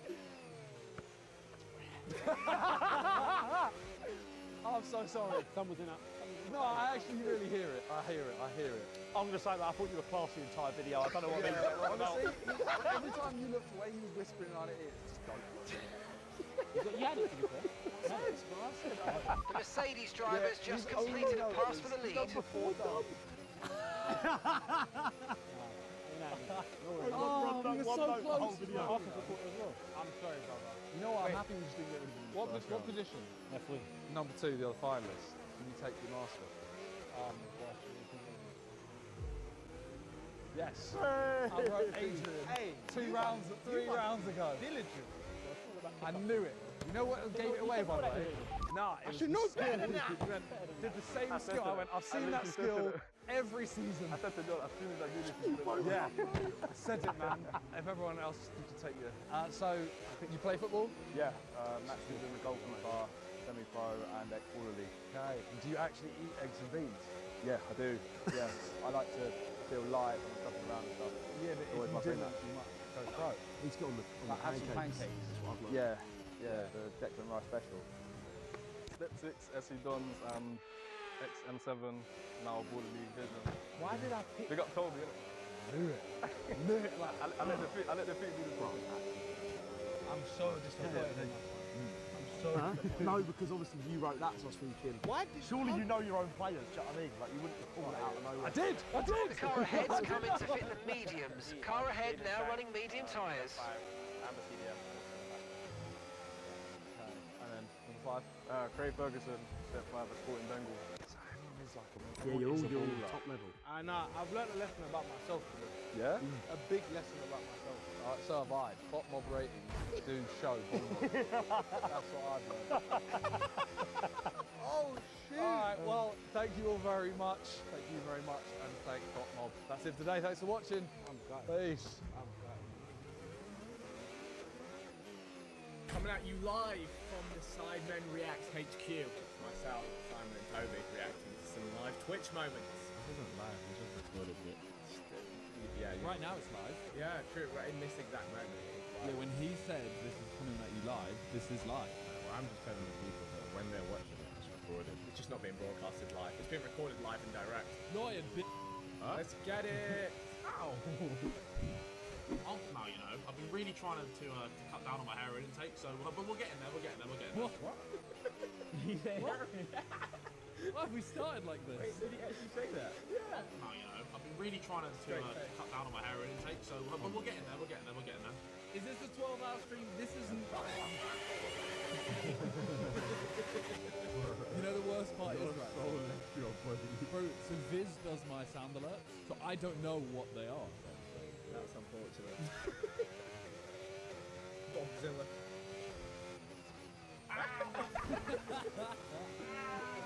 You're excited, baby. What is this? What do I need? What was that sound? Why did that? Simon, do your job. Hey! Where did that sound come from though? Was that like Siri or something? I'm confused. I don't know, it might have been a sound alert. It was a sound alert that was just really perfectly timed. That was awful! Or not perfectly timed. Oh my god! Yeah, someone in the chat just put Simon. He's obese. I'm not obese. He's obese. Get your titties out. I can't, bro. You're taking through. You're taking through. Please, no. Disgusting. Disgusting. Disgusting. My God. Oh my God. There's a bit of a fucking hell, he's saggy. Doesn't look bad there. Smells like a bag of milk. Bro, stop. Great work. You're catching the car ahead by around 5/10 a lap. She's an old lady. If you walk in an old lady, you should get flatlined. Bro, like in this, you look like you're weak. No, I don't. Gib is savage. Oh, Christ. You're fucking fat. Do you know what though? That had a profound impact on Harry. Do you remember? Harry was like gymming for like 6 months. Was that off the what back triggered of it? that. Bro, he was publicly shamed. Yeah. Of course he was. I saw him going nuts in the gym. I think it was like what our LA trip, the one before last. I was like, "What are you doing?" He's like, "Kib called me fat, so I'm going gym." Oh my god, what is this? This was in the COVID time when JJ jumped on pod. Wow, those were elite. So look, he's spectating JJ right now. I'm just, do you know, even seeing that blue loadout drop gives me nostalgia. Hey, Bez raised $5,500. Seeing Ethan's stream gives me nostalgia. That's where the stream snipers gave us the season right now. JJ.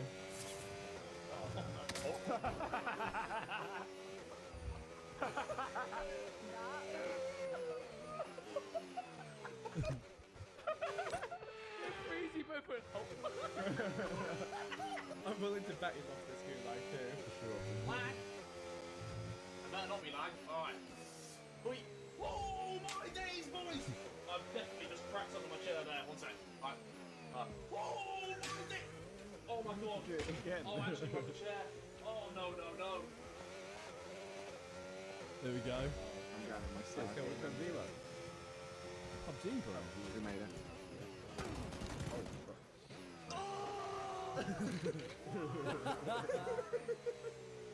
Look, watch the clip again. Where was the guy? Like, where was the guy? You actually look. He's in that shadow. Shadow, bro. Yeah, It's nah. just so rat. You turn your settings down, bro. That's such a rat play. Oh, what do you mean rat when you stood in front of the door? SpongeBob! Sunday evening. SpongeBob. It's Saturday, man. It's Saturday. Bro, this was he pepper. He actually might have been yeah. That was the GeoGuessr and have a bev kind of day. And he found it hilarious. All you said was the wrong game. Creased. 11 babies to take you out. No, bro. I don't have infinite babies to take out. Baby ain't take, bro. I'm just Alright, no. 11, 4-year-old. Yeah, bro. You take more. I think 11, 7-year-old, I think. 11, 7-year-old? Yeah, because you just punch them, bro. Like, they're not strength, you're right. You're not going to resist anything. Like, what are they going to do? How are you going to hurt me? Just if they get scatty. Like, they like grab my leg. Yo, all I'm saying, new Misfits idea. Gib the 11 7-year-olds. Good luck finding 7-year-olds to try that. Honestly, they will sign up. It's getting the parents to sign it up. The parents, yeah. 7-year-olds have all taken crack cocaine. You could be in trouble. You could be in trouble. We're approaching the pit window and you're going to be on mediums. Jump, it just stops my heart. Look at Baby on Simon. Wait, I've got to make a meme. Bro, I had 9k subs. Let's go a little bit fuck? You know, that looks like I'm about to sneeze. Oh my god. Oh, there he is. Is he taking a shower while streaming? You see me here? I hope not. Did he just leave his stream on? He's just like, guys, I'm He going didn't even like wait to find out. So we're expecting rain in about 10 to 15 minutes. Changing a centimetre off screen. Bro, the worst one was he started a stream and then went to the shops. He literally started a stream and wasn't there for 25 minutes. 25 minutes? 25 minutes. Alright, Simon, you clutched this clip, do you remember? Absolutely not. I don't remember, but there's no way. He's got 3.8k, he's going to try and get 700. Oh, no, I remember this one. I think it's the Rocks. I think he's going to buy UAB and send over. I think he is too over. Put mine in the chat if you think Simon should have the game over. I'm not going to lie, I wanted to die. One sec. Hearing them do this. I don't blame you, I don't blame you. I'm pretty certain I died to rocks. Rocks? What? As in, you know, you can't climb them in this game. Oh, you got stuck in the gas. Yeah, I'm out of zones. Simon into Bez's chat, over. Tyre condition still looking good. Are they finding this way funnier than it should be? Yeah. Yes, I can. He moved me to there. Oh, yeah! Oh! Pizza drop. That's not surprise Pikachu there. Bro, he does it all the time. He does it every All the single time. time anyone says anything. He doesn't. for 10 bags. I'd make love to Big Star for, what would my price be? Oh? I mean, you'd have to consent first, which I don't think you would. Would you, Vic? Answer it now. I don't know. How much money? You both get 10 bags. Get robbed for 10 bags, you're telling it now. You get 10 bags, that's the deal, that's the deal.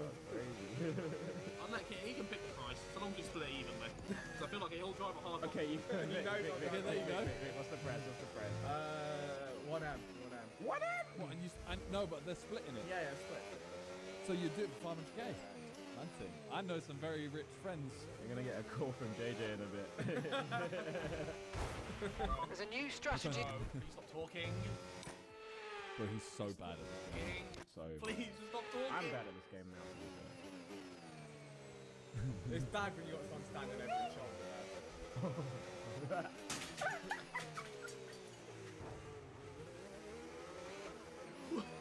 Would I rather have a threesome Okay, with listen. 2 of the sidemen or 2 of the sidemen's girlfriends? And they're all consenting. That's a mad question. Fucking hell. That's a terrible Is it? I'm not saying no. No. This is not getting answered. This is not getting answered. There's no That's a good correct answer choice, Harry. here. There's no good answer. There's not happening. I'm not having a threesome with 2 of the side. It's not happening. It's not happening. And also, I'm not even going to speculate about which. Let's move swiftly onwards. Pretty eyes. it's a child. Let's reload that. Pretty eyes. Nice. Oh. It's a child. The way his eyes just go to the chat. Whoa, he lands it, boys! He lands it! What the fuck? Oh, it's lag. Okay. Vic, that's how you run. Oh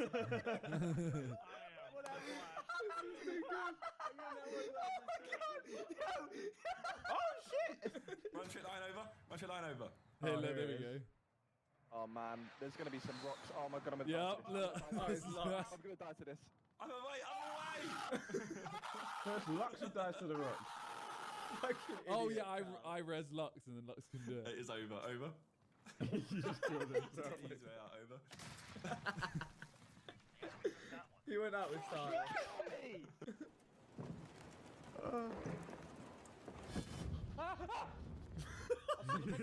Wait, what? I saw the red bit. I saw the red bit. God, this part is stress. Imagine. Let's go! Go on, Josh. Hey, This is Josh, peak, you you know. Oh my goodness, what have I just witnessed? Oh my goodness, Is that Freya? Yeah. I've just watched Oh the murder. my Like, god. I can't believe that. Oh my gosh. So bad.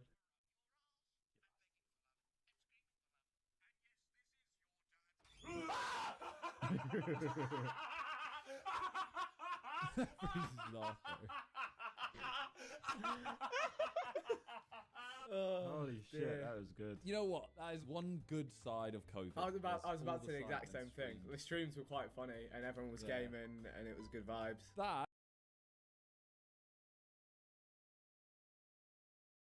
Okay, hello. What you see is what you get in terms of the title and the thumb. My mum's house has literally burnt to a crisp. We'll start at the beginning. Morning of soccer raid, 9 o'clock in the morning. Just got back after the Winton final. Phone call off my mum, but my sister's answered it. Obviously in pretty much bits. Mum's house is blown up, burnt down. I mean, the kitchen is effectively like it has blown up, but the whole house is burnt down. So instantly, in my head, I've gone, the pets. 2 cats, Simba and Herbert. And of course, the rabbit, Sparky, didn't make it out. So what's up, guys? Mum's This is having Vert Music, to and deal with that. welcome 6 back years, to yeah. Modern Warfare 3, 3 years later. And no, it's not the original one, it's the new Modern Warfare. Pleasure doing business.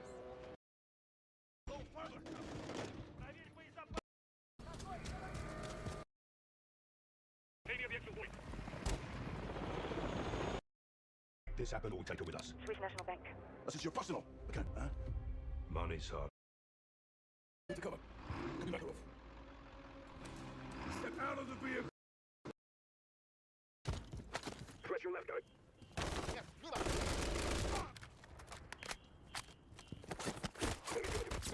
Coming down your way back up. Light up everything that moves. I'll be take Nolan alive. Check. Eyes on Nolan. Be advised, target's heavily armored. Check. Minus one. Watching out for the mountain, sir. She'll make a few movement. Right. Manifest in the tower building. Trackers on you.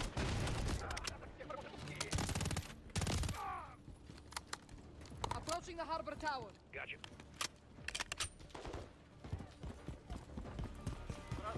I see an ascender cable. Almost to the tower.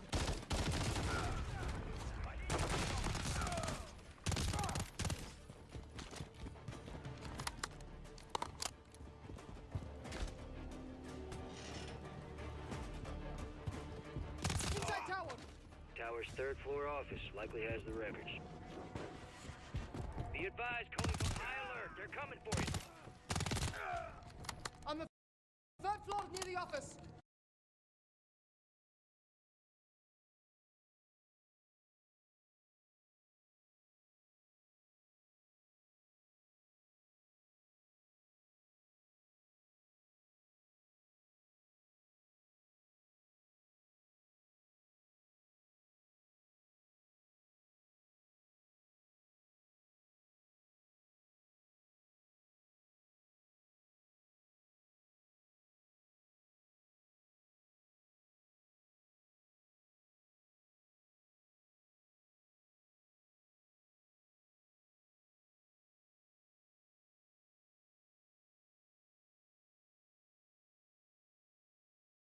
Veno X clicks. Cappadoxy says Veno threw the line on purpose to play with clicks.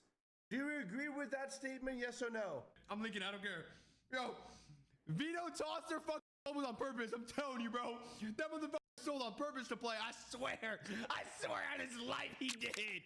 Bro. Dead. Wait, you killed him? Yes, I killed him. I fucking shit on his bitch ass. Wait, you're Tell your mom I said hello and tell your grandma I'm coming for that pussy later. Ew, bro! Dead. We're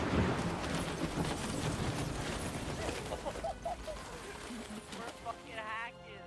Yeah, it doesn't matter if I have a fucking girlfriend, bro. Like, I'm standing on it, dude. If I was a female, I would let Savage hit. Jack, this is proof that you cannot be cancelled. He's playing on a stage on the main bright as a fortnite verified thing after that one egregious clip. Jack, you cannot be cancelled. If Peter Buzz like cancelled, you cannot be cancelled. Live free. Good.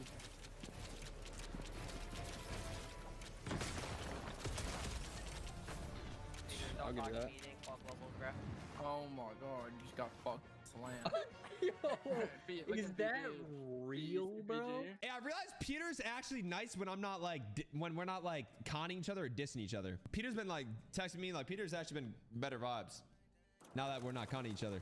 When I told you about Very that few people are able bro, y'all to should have seen how compete. wholesome. There's no shame in turning back now. Don't worry.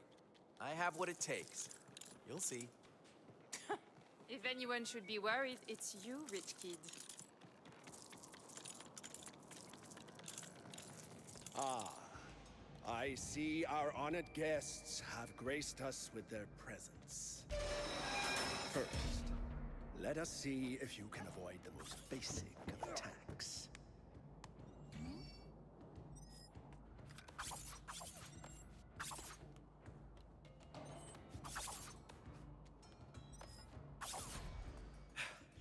Is that all you've got, Roz? I was expecting more of a challenge. I assure you, Mr. Wayne, that was merely a taste of things to come.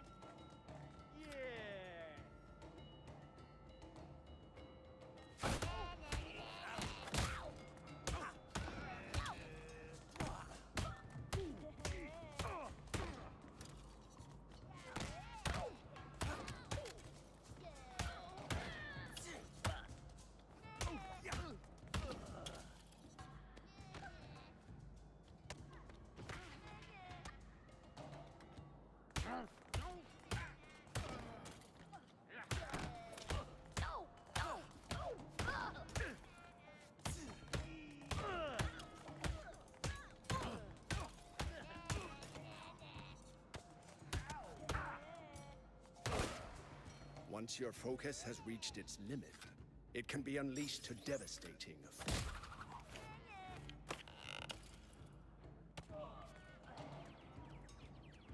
Need to focus more.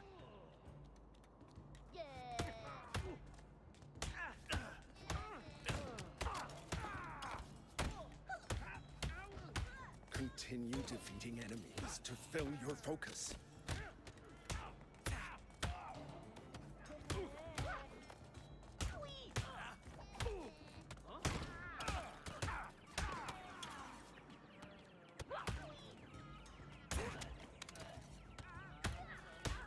Become fully focused to perform a powerful attack.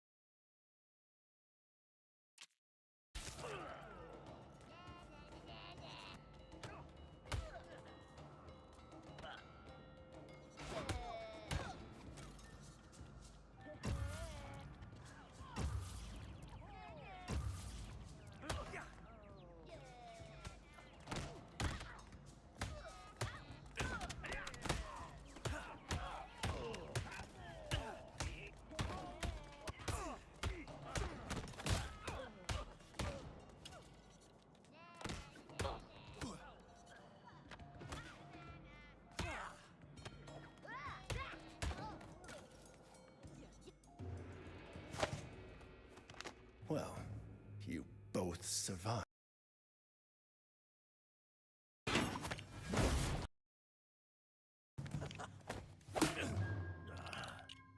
Lesson 1, never let your guard down.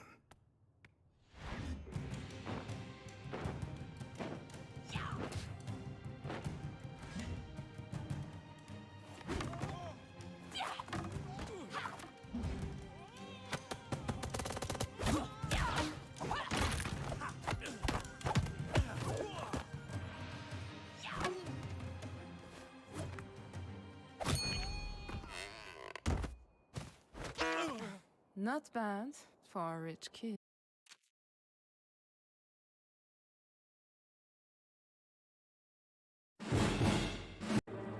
Prepare for ground assault.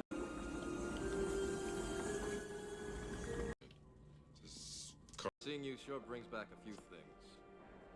You belong here with us, and who might you be? Leia. When you will be tempted by the dark side of the Force. Yes, yes. To Obi-Wan you listen. The cave. Remember your failure at the cave. But I've learned so much since then. Master You Yoda, I know how. promise to return and finish what I've begun. You have my word. It is you and your abilities the Emperor wants. That is why your friends are made to suffer. That's why I have to go. Luke, I don't want to lose you to the Emperor the way I lost Vader. You won't. Stop. They must be. On this all depends. Only a fully trained Jedi Knight, with the Force as his ally, will conquer Vader and his Emperor.